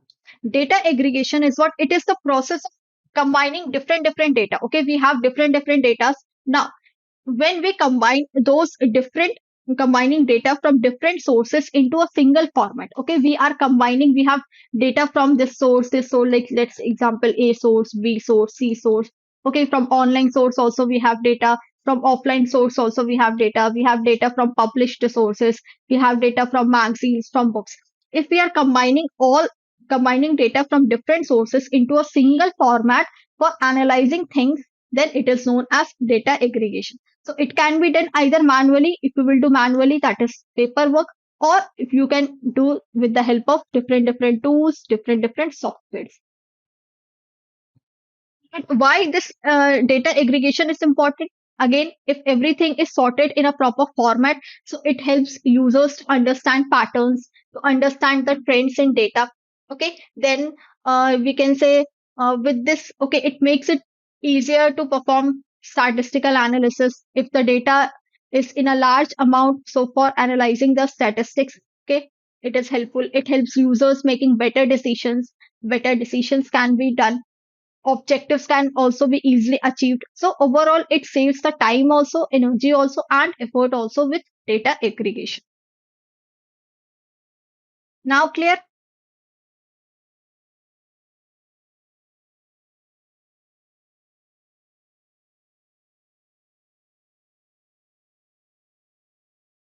Then data aggregation, it simply means collecting and combining information from various sources into a single summarized format. Now, forecasting means what? We have done forecasting in our module A also. Remember, forecasting means just doing predictions. Just a minute. Yes. Forecasting means what? Making predictions. Predictions for what? Making predictions for future. Making predictions for future. Analyzing every aspect of the business. Okay. For future, you use quantitative data also. You use qualitative data also. Okay. Every kind of data we use in our organization for things to happen. So forecasting means predicting, making predictions for future outcome. Now, data visualization is what? Visual means what? Something which we can see. Now, data visualization is data which we can see. And how we can see data? If it is plotted in the form of charts, if it is plotted in the form of diagram, if it is plotted in the form of pie charts, bar graph, histogram. Okay. So this is what data visualization. When data is being plotted diagrammatically, graphically, it is known as data visualization. So that it is easy for the user to analyze all the data to make the correct decisions for their business organization. Okay, for decision making purpose, for making it more easier, data visualization plays a very important role. So these are the few elements of business analytics: data mining, extracting useful information from various information, that is data mining. Again, extracting important and meaningful information from various text, data aggregation. Okay, if you are collecting all the different source, okay, if you are collecting data and you are summarizing it in a format and from different sources, that is data aggregation.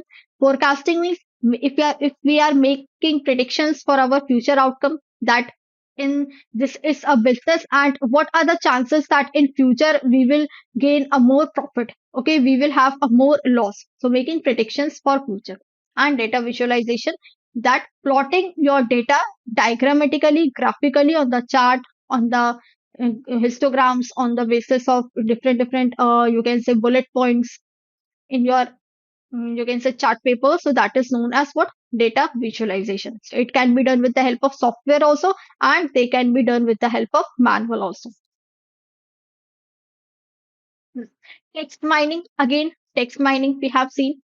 It is also known as text data mining. It is the process of converting unstructured text into the structured format. Now, what is unstructured text? Those text which do not consist of proper value, which do not consist of proper data. They are in the form of, you can say, extensions.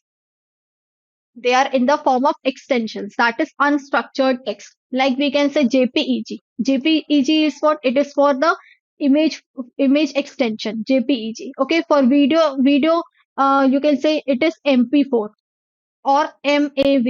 So these are what? The video files, audio files, okay, media formats. So if all these are in the form of these extensions, then they are known as unstructured data. Now, to convert this unstructured data into the structured format, this is what? The text mining. Okay, extracting useful information, extracting the correct information from all the data, from all the text you are given, that is called text mining.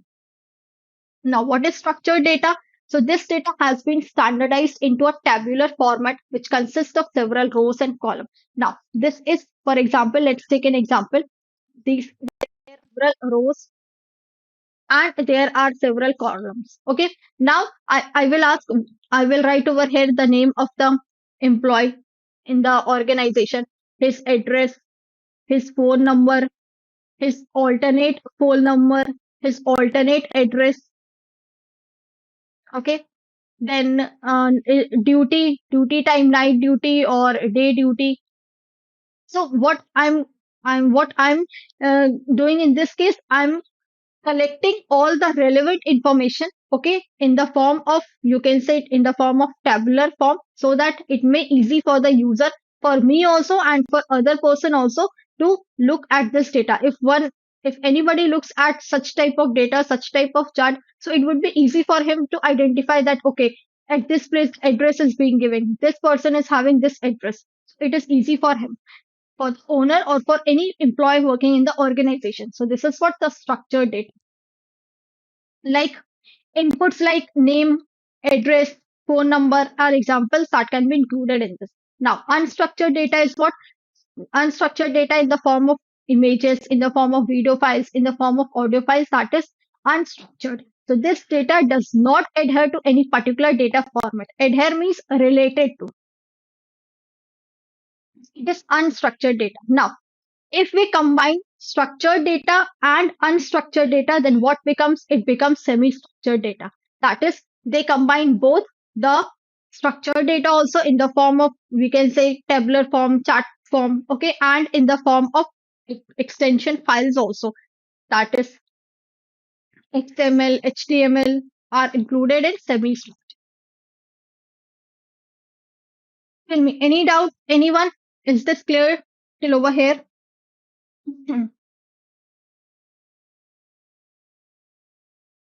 No. So next is big data analytics. Again, important topic. See, big data analytics means what?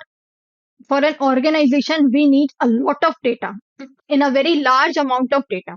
So if we need a lot of data, then we should also need a lot of storage. Okay, so that these data may be stored. We have structured data, we have semi-structured data, we have unstructured data. That data is in the format of extension files.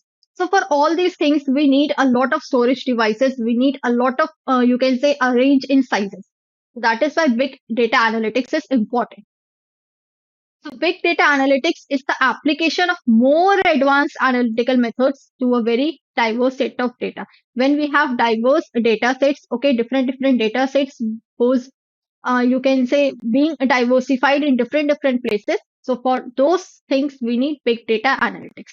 These data may be in the form of structured, unstructured. Okay, it may be range in size terabytes to zettabyte. So the very smallest size is what? That is bits, bytes, then kilobytes, then megabytes. Okay, then gigabytes, then terabytes, then petabytes. Okay, then yottabytes, then zettabytes. Like this, it is in the increasing order from here to here in increasing order. So it varies in the sizes also. So big data is a term that refers to data sets that are so large or complex that typical relational databases are unable to effectively record. So for that, we need a lot of databases. Okay. So if we have a lot of data in a very large amount and all those data are very difficult to analyze, complex, so such that the relational database are also unable to record effectively. So for that process, we need to do it in a proper manner, in a timely manner. And all this is only possible with the help of big data analytics. We have to analyze big data in a proper and effective manner so that we can record the clear and crisp information. Yeah. Uses of big data. So where this big data can be used in big industries, in big sectors, okay, in big you can say in areas. So it enhances integration of customers. Definitely, if customers whatever their information is having, so we have to integrate the information of the customers, information of the clients, so that we can work on it and we can cater to them as well. Detecting and minimizing frauds. So frauds are also happening in a very large amount. Okay. So for proper fraud detection, tools are used. So companies are able to detect and prevent fraud by using with the help of big data. And also improving the efficiency of supply chain. So with the supply chain only, okay, the market can move on. So if this suppliers will distribute the goods to, you can say, the distributors, then wholesalers to, you can say, retailers to consumers to customers, like this. So we need a lot of amount of data so that whatever data is being reaching to the last participant, it should be reached in a correct and proper form. Now, what are the industries where big data is being used? In manufacturing? Okay, manufacturing different products, different you can say tools. Then in retail sector, healthcare sector, in medicine sector, in hospitals, healthcare, oil and gas, in telecommunication, very vast, and financial services. Financial services will include all the financial intermediaries, financial sectors, okay, financial institutions, everything. So in all these sectors, in all these industries, the big data analytics, they play a very important role, and they need to collect the important and relevant information only so that they can use it in a proper manner. If they will going to collect a lot of information, so definitely information explosion problems will increase day by day. Now, what is the process of business analytics? First, data mining has to be done. Okay, extraction of useful information. After that, we do what? Data forecasting, forecasting for future. Okay, making predictions for future, that is this data correct for our business? Can we go with this data or not? Then doing predictive analysis. We make predictions, okay, for the outcomes that are coming. Okay. And then last, we plot all the data in the form of, you can say, graphical representation. This is the process of data business analytics. Next is forecasting. Again, forecasting means what? The process of making predictions. Okay, what will going to happen in the future? So we are predicting, we are forecasting, we are making the, we can say, analysis for future happening. So we have two methods. That is, one is qualitative research and quantitative. Qualitative, where we talk about attributes, where we talk about the quality, and quantitative, where numbers are included.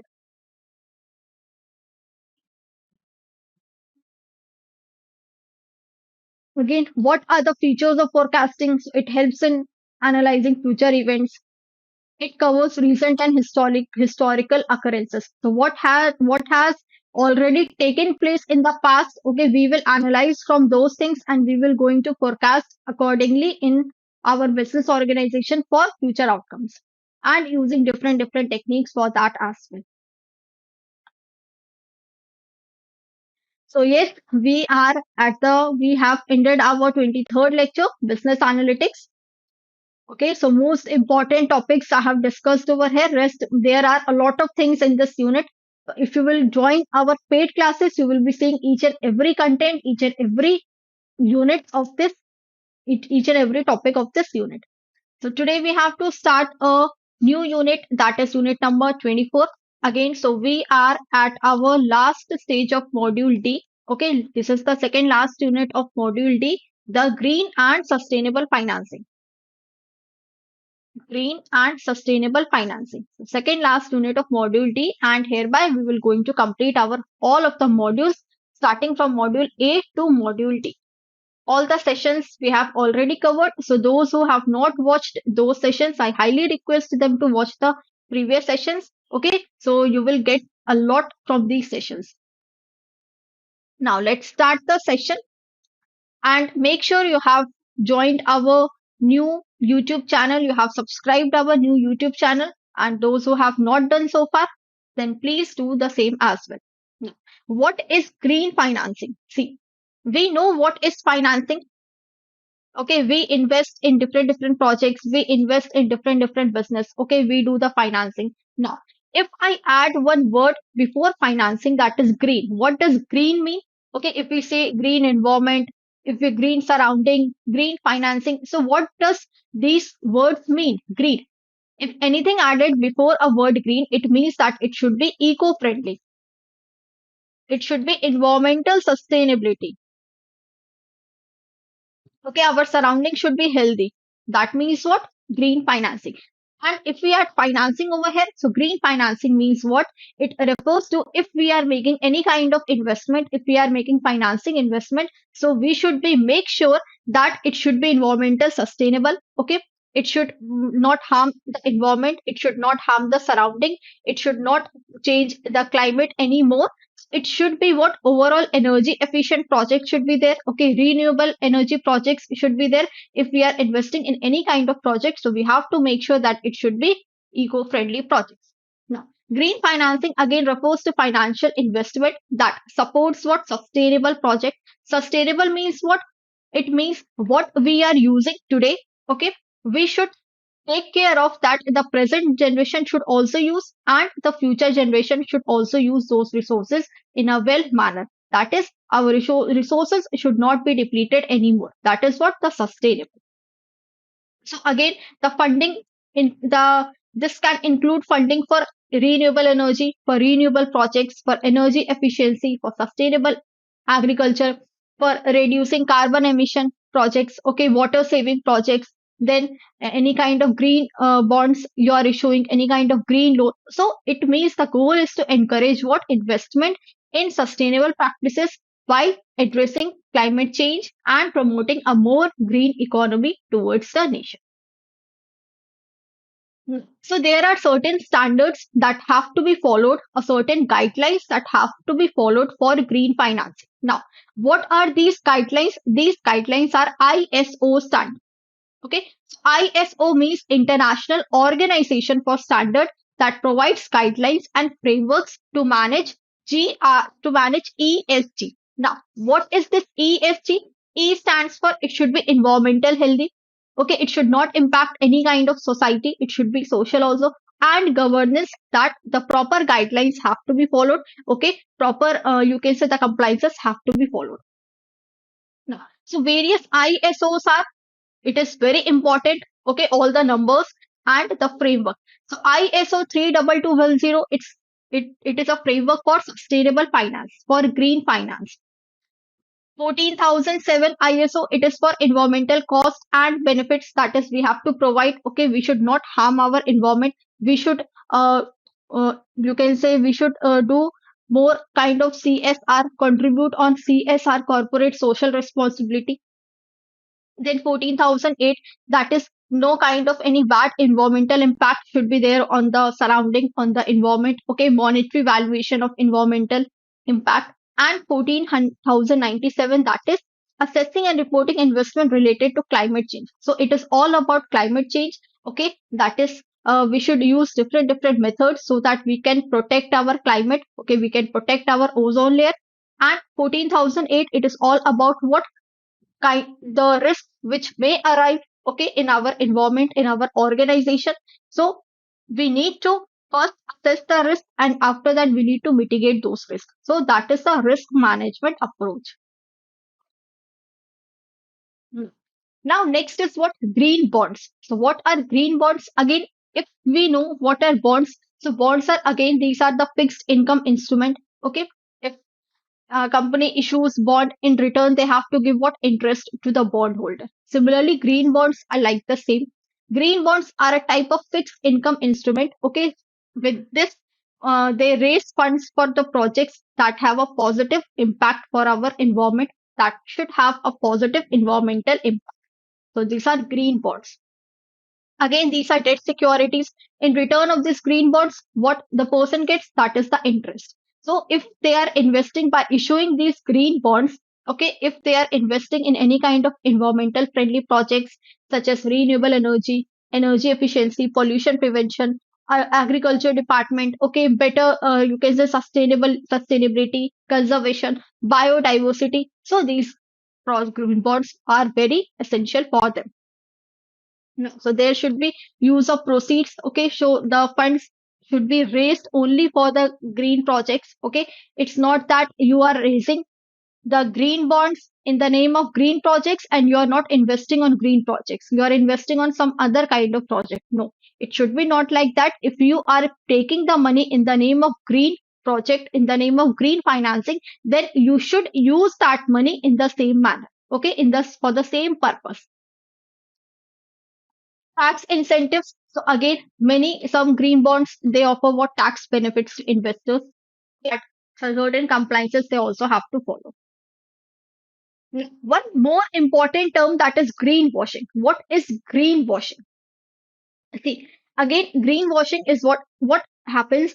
Some companies, okay, they use different tactics to attract their customers. Okay, some company will use a very innovative method to attract their customers. Some companies will use in their product, they will write organic, 100% organic, 100% true, 100% you can say enriched vitamins. Like this, they will do the claim and they will attract the customer.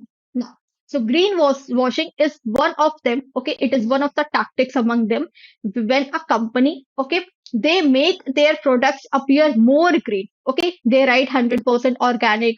They color the product. They do packaging in green color. Okay, they make the photos related to greenery, related to grass and all that. Okay, so it means what they are claiming that their product is 100% pure. Okay, no such kind of preservatives are there. No such kind of bad impacts it is giving to the environment. So this is what they are doing exactly. They know their product is not that much healthy, but still they are claiming that their product is very healthy. So what they are doing in that case, they are doing green washing. They are making their products more appear in a green way so that every customer will come, they will buy the product, they will use the product, and in the name of green, okay, their product will also be sold in the market in a large quantity. So this is again a marketing tactic used by many companies to make their product or services appear more green than they actually are. So what happens? Okay, like for example, there is one competitor A and your company is B. Now the competitor is selling the product at rupees 100. Here, and you are selling the same product at rupees 102 now, but you are making your product looking very rich, looking very greenery, okay, appearing more green in your product. So what happens, the customers will attract by your packaging, by your labeling, okay, and they will think that okay, this product is more greenery, okay, it is representing the environmental sustainability, environmental friendly product. So let's go and purchase this product. Although you have more value of your product, but still customers will going to purchase your product because they are, if they are environmental friendly, then they will going to purchase your product. So what happens in this case? The competitor, those who are doing correct measures, okay, those who are actually they are using sustainability efforts, so it will distract them from using that.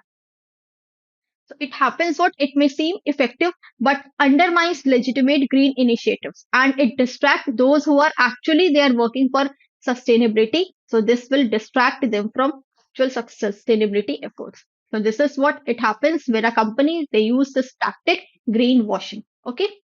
So it is not good for a company. Later on, what happens? Customers will not going to purchase once they have purchased the product from your market and they have seen that you are giving false claim. So certainly, second time they will not going to purchase the product. So it's more important to make your customers loyal. Now, again, progress of green finance in India. Okay, so first is green lending. So, what is green lending? Again, it is the initiative, green finance initiative, which is made by whom? RBI. RBI has included this under the priority sector. So, we will going to see. We have already seen what is priority sector. Okay, what are the things? What are the institutions that are added under priority sector lending scheme 2015? Now, green bonds, we have already covered that they are fixed income securities. In return, once the green bonds are issued in the name of green bonds, and if you get the money, so you should use that money only in the purpose of green financing. You're not allowed to use that money in some other purpose. If you have taken the if you have taken the loan in the name of green financing, then you have to use that money for that same purpose. So green bonds are earmarked for funding initiatives such as for renewable energy, energy efficiency, for pollution prevention, for mitigation, risk mitigation, all these efforts. Now, again, green lending is what? It is a type of practice of providing loans, okay, for supporting environmental sustainable projects, okay, for combating climate change, for combating ozone layer depletion, for reducing carbon footprints, carbon emissions, and for promoting sustainable development. Again, so what is the purpose driven financing?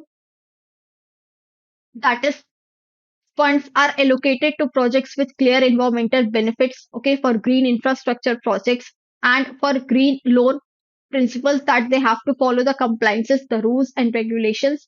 So many green loans adhere to internationally recognized frameworks such as the green loan principles.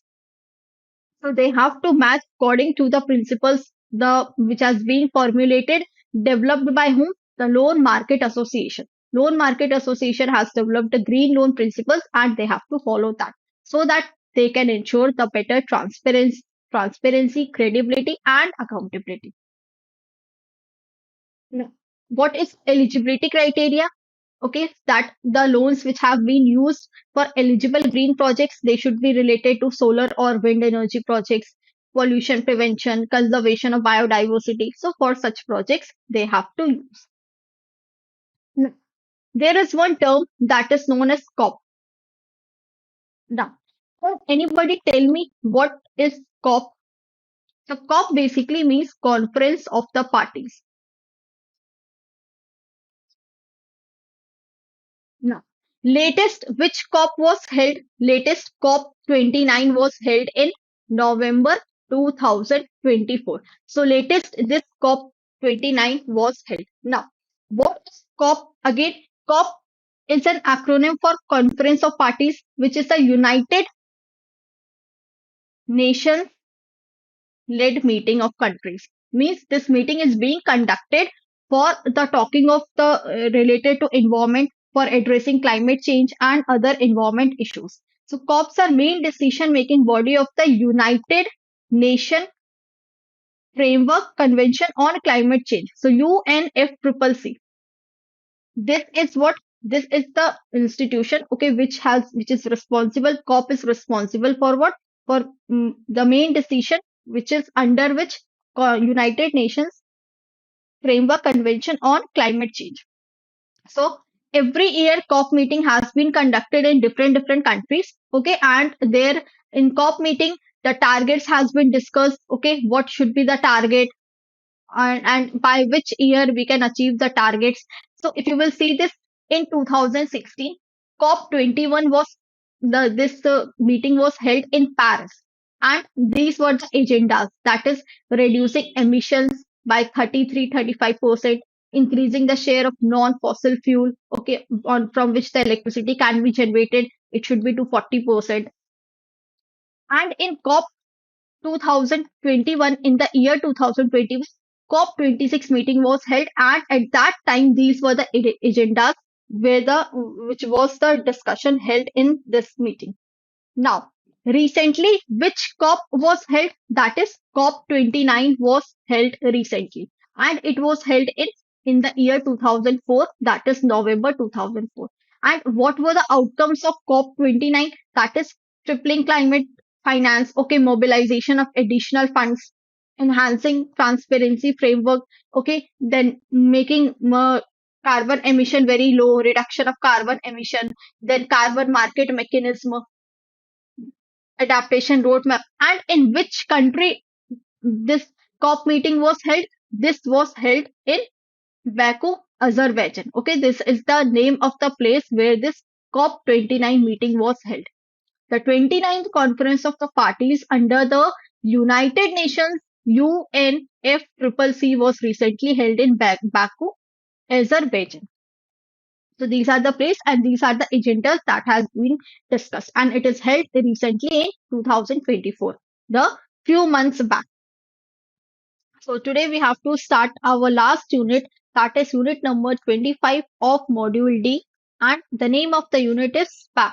Now, what is the full form of SPAC? That is Special Purpose Acquisition Company.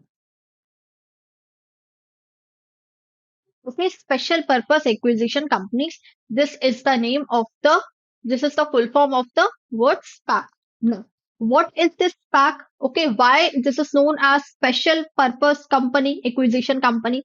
So all these things we will going to cover in this particular session. Okay, but before that, if you are new to this channel, I highly request you to subscribe the channel, okay, and please press the bell icon so that if any videos gets uploaded, okay, or if any of the educator comes live, then you get that notification at the earliest. And moreover, if we have I have conducted all the unit wise sessions of module A, module B, module C, and module D. So those who have not watched those videos, so please go and watch those videos. They are very relevant from the examination point of view. And now it is our last unit, that is unit number 25. Let's start the chapter. Let's start this unit. But before that, okay, before reading all these things, let me make you clear about what are SPACs. See,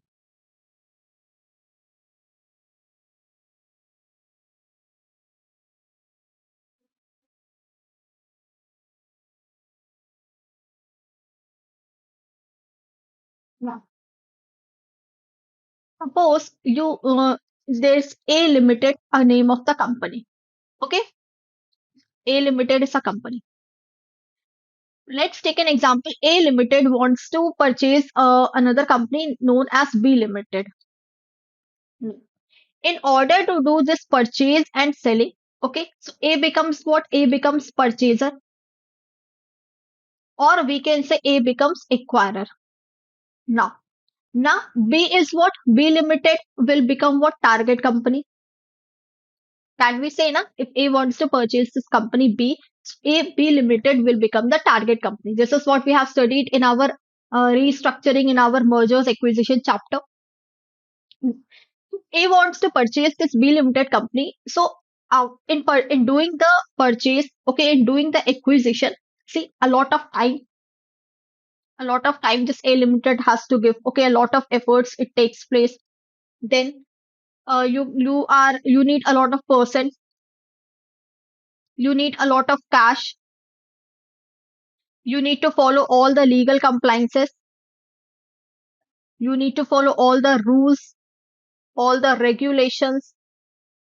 Okay, the negotiation will take place between two parties, then the final deal will be there. Okay, then the decision criteria will be there. So all these things, it takes a lot of time. Okay, when a company wants to purchase another company, if A Limited will do all these works, then its day to day operation of the business will be hampered.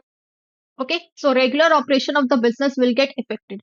Now, so to avoid all these things, okay, to avoid the hamperness of the business, so A Limited has made a company called C Limited. And what this company will do, this company will this company will, if the B Limited is not at the target company, so C Limited has to find the target company, has to find the acquisition company. After that, this company has to do the acquisition. Then it will transfer the ownership to A Limited. So all these things, for all these things, A Limited has made one company called C Limited. Now the work of this company is one specific purpose. And what is that specific purpose? This specific purpose is that acquisition. The C Limited is just established only for the specific purpose, and that specific purpose is what? The acquisition. Now, this company is known as what? SPAC. That is Special Purpose Acquisition. Clear? So, in this case, A Limited will become the sponsor of C Limited, and once the C Limited has frame, after that, what happens? Investors will come. Okay, suppose let's take an example, different investors, A, investors Y, investors Z. These investors will invest in this company. And how these investors will arrange the funds? How these investors will arrange the fund for this C Limited company, and after that C Limited will acquire this B Limited company. The investors will arrange fund with the help of IPO, that is initial public offer. We have seen what is IPO. So these companies have been established just only for any specific objective, only for any particular objective. And for this, okay, for C Limited, now these investors will raise money through IPO. Once the money will be raised, the money will be given to C Limited. These investors will give the money to C Limited. They will invest in the business of C Limited. And the money which has been acquired from investors, so C Limited will purchase this B Limited. Okay, and once the acquisition has been done, then C Limited will transfer the B Limited's ownership to whom? To A Limited. So once acquisition has done, then C Limited, the SPAC company, will transfer all the ownership to A Limited. Once ownership has been transmitted to A Limited, then A Limited will what? A Limited will give the money to C Limited. Okay, then they will pay the money to the investors. Then finally, if all the settlement has been done, all the payment criteria, all the settlement has been done between C Limited, between B to A Limited, between investors to A Limited, then this C Limited will get wind up. Wind up means it will become de-SPAC. Why? This company was just created only for the purpose of acquisition. Once the purpose of acquisition has been completed, then these companies will be liquidated. These companies will be get wind up. Okay, that is de-SPAC. The wind up in case of this is what the de-SPAC. After that, what happens? The investors will purchase the new shares in the A Limited company. This is how the whole scenario is of the SPAC companies. And for this, for B Limited, for trustees are also made. These trustees are made just to make clear that C Limited will not take the money and go back. Okay, they will not. You can say they will not run away by taking the money. That is why the legal compliances, the rules and regulations are very strict on these SPAC companies because they have no such kind of existence of their own. They are just created only for any specific purpose.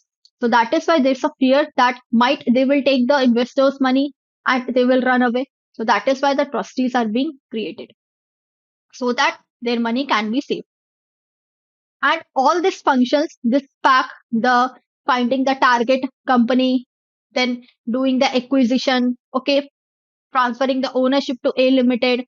After then, the process of de-SPAC is being done. All these things, it will take approx 24 months.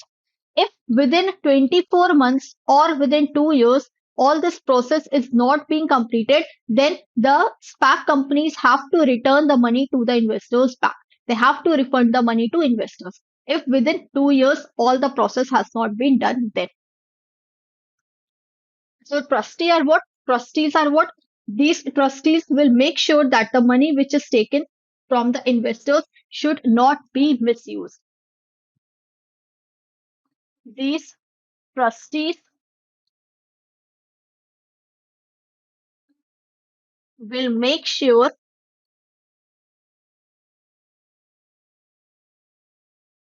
that the money which the SPAC company has taken from the investors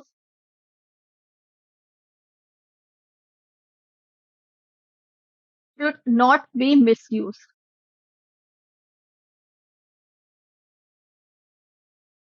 The whole process, the whole scenario is being clear to you. Tell me. Any doubt to anyone? Everything is clear to you all? This is all the process of SPAC. Now let's move back to our slide. Now, what it says now, if you will read this statement, now it will be more clear to you. So, special purpose acquisition company, again, it is a publicly traded shell corporation that is created specifically for what? For raising capital through an IPO. So, the IPO for the purpose of what? For the purpose of acquiring, for the purpose of merging, just what we have studied over here. Okay, for any kind of acquisition purpose, for any kind of merger purpose. So these companies has been created. These companies has been established. And once the work has been done, once the purpose has been completed, then these companies get these with an existing private company. So SPACs, they have no commercial operation, means they have no their own business. They are just created only for any specific purpose. Now, and what is the time frame? That is usually 18 to 20 months. Within 24 months, if these companies has not identified the target company, has not done the acquisition, then these companies has to return the money to the investors. That is, if the SPAC does not complete an acquisition, so they have to return the fund raised to its investors. Now it will be more clear to you. Why? Because I have explained to you in the format of this type. Now, what is the timeline? Again, see, for formation and for IPO phase, what happens? Just now what we have seen over here, okay, when the investors, they will raise money through an IPO, so they also need certain times. Okay, they also need few days or few months to raise the money. Once they have raised the money, then they will give to the C Limited, the SPAC company, and the SPAC company will use this money for the acquisition of B Limited. So all this process, it will take a lot of time, that is about 18 to 24 months. Yeah. So formation and IPO phase is what? That is 8+ weeks it will take the SPAC life cycle. Okay. After that, the SPAC company will search the target company. It will do proper negotiation with the target company. Okay. Then different meetings will be conducted. Votings will be done. Okay. When they have reached on a certain agreement, then they have to find the exact, they have to make their own decisions. Okay, once the decision has been properly made, okay, everything is being approved, so all these things, it will take approx 19 months. How much it will take? It will take approx 19 months. It will take from here to here 8 weeks. Okay, then 8+weeks. Then here to here, it will take 19 months. After that, once the acquisition has been done, once ownership has been transferred to the acquired company, then the SPAC company has to get prepared for its de-SPAC. And what is de-SPAC? That is the winding up. So closing of SPAC merger, that is de-SPAC, winding of SPAC and return investment to shareholders. All these things, it will take up to 5 months. How much month? It will take up to 5 months. So basically 24 months, there's a tenure. It is a time frame of 24 months have been given to do all these things. Within this stipulated time, they have to complete all these negotiation, all the target searching of target company, then meetings to be held. Then after that, once the ownership has been transferred, then they have to get prepared themselves for getting these back. This is what it takes place. So similarly, one the parent company is there. Okay, parent company wants to do the acquisition of the target company, and for this target company, they have made which company? The SPAC company has been created. SPAC company will, you can say, SPAC company will arrange funds from the investors, and how investors will arrange funds? They will arrange funds with the help of IPO. That is initial public offer. Once they have raised funds, they will give to the SPAC company. SPAC company will acquire the target company with those funds, and the SPAC company will transfer the ownership to whom? To the parent company. And once this ownership has been transferred, then parent company will pay back to the investors. Okay, they will pay the money to investors. They will pay the money to the management of the SPAC, and after that, the SPAC becomes the done. Any doubt to anyone?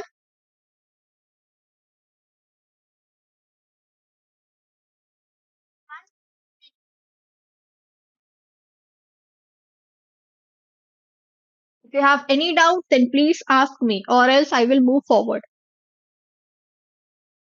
So, this is the process how these companies have been created, established, and once their purpose has been done, these companies get wind up.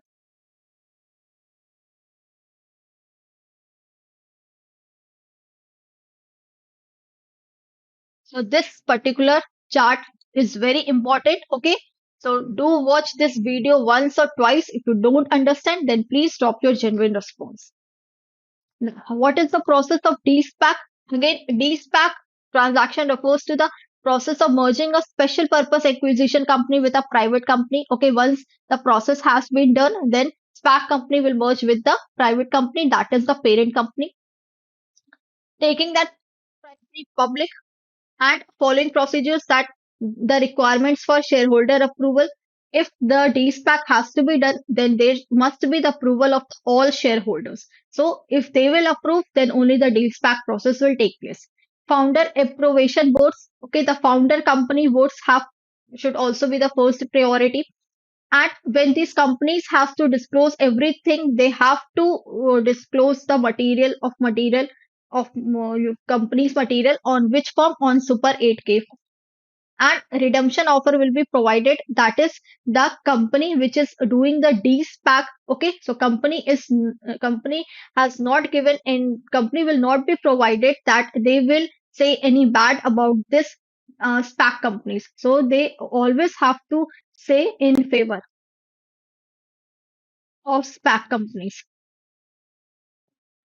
Okay, that is what they cannot go against these SPAC companies. So they always have to vote in favor of SPAC. Done. So that's all for today. Okay, I hope you have understood with this process how the SPAC companies, okay, they are made, and once their purpose has been done, then have there will be the DSPAC processes. And minimum, see, one more important thing, minimum, how much contribution the founder can take. Okay, that is the minimum 20% contribution in the SPAC limited companies in its shares. That is minimum, it should be minimum 20% contribution. It can go beyond 20%, but should not be less than 20%. So, hello everyone. I hope everything is clear to you that we have discussed in this particular session. So, I hope you like the video. And if you feel that sessions are helpful to you, then yes, you can comment, you can give your feedback, and you can also enroll in our capsule batch because the exams are very near. We have very limited time for our exam. So make sure you have enrolled in our capsule batch where we will be discussing in a very short period of time the whole of our paper. So every module, every topic, every concept, again we will be revising in our capsule batch. So make sure you all have enrolled in our capsule session, in our capsule batch. So thank you all again for watching this session, and let's meet in our capsule batch.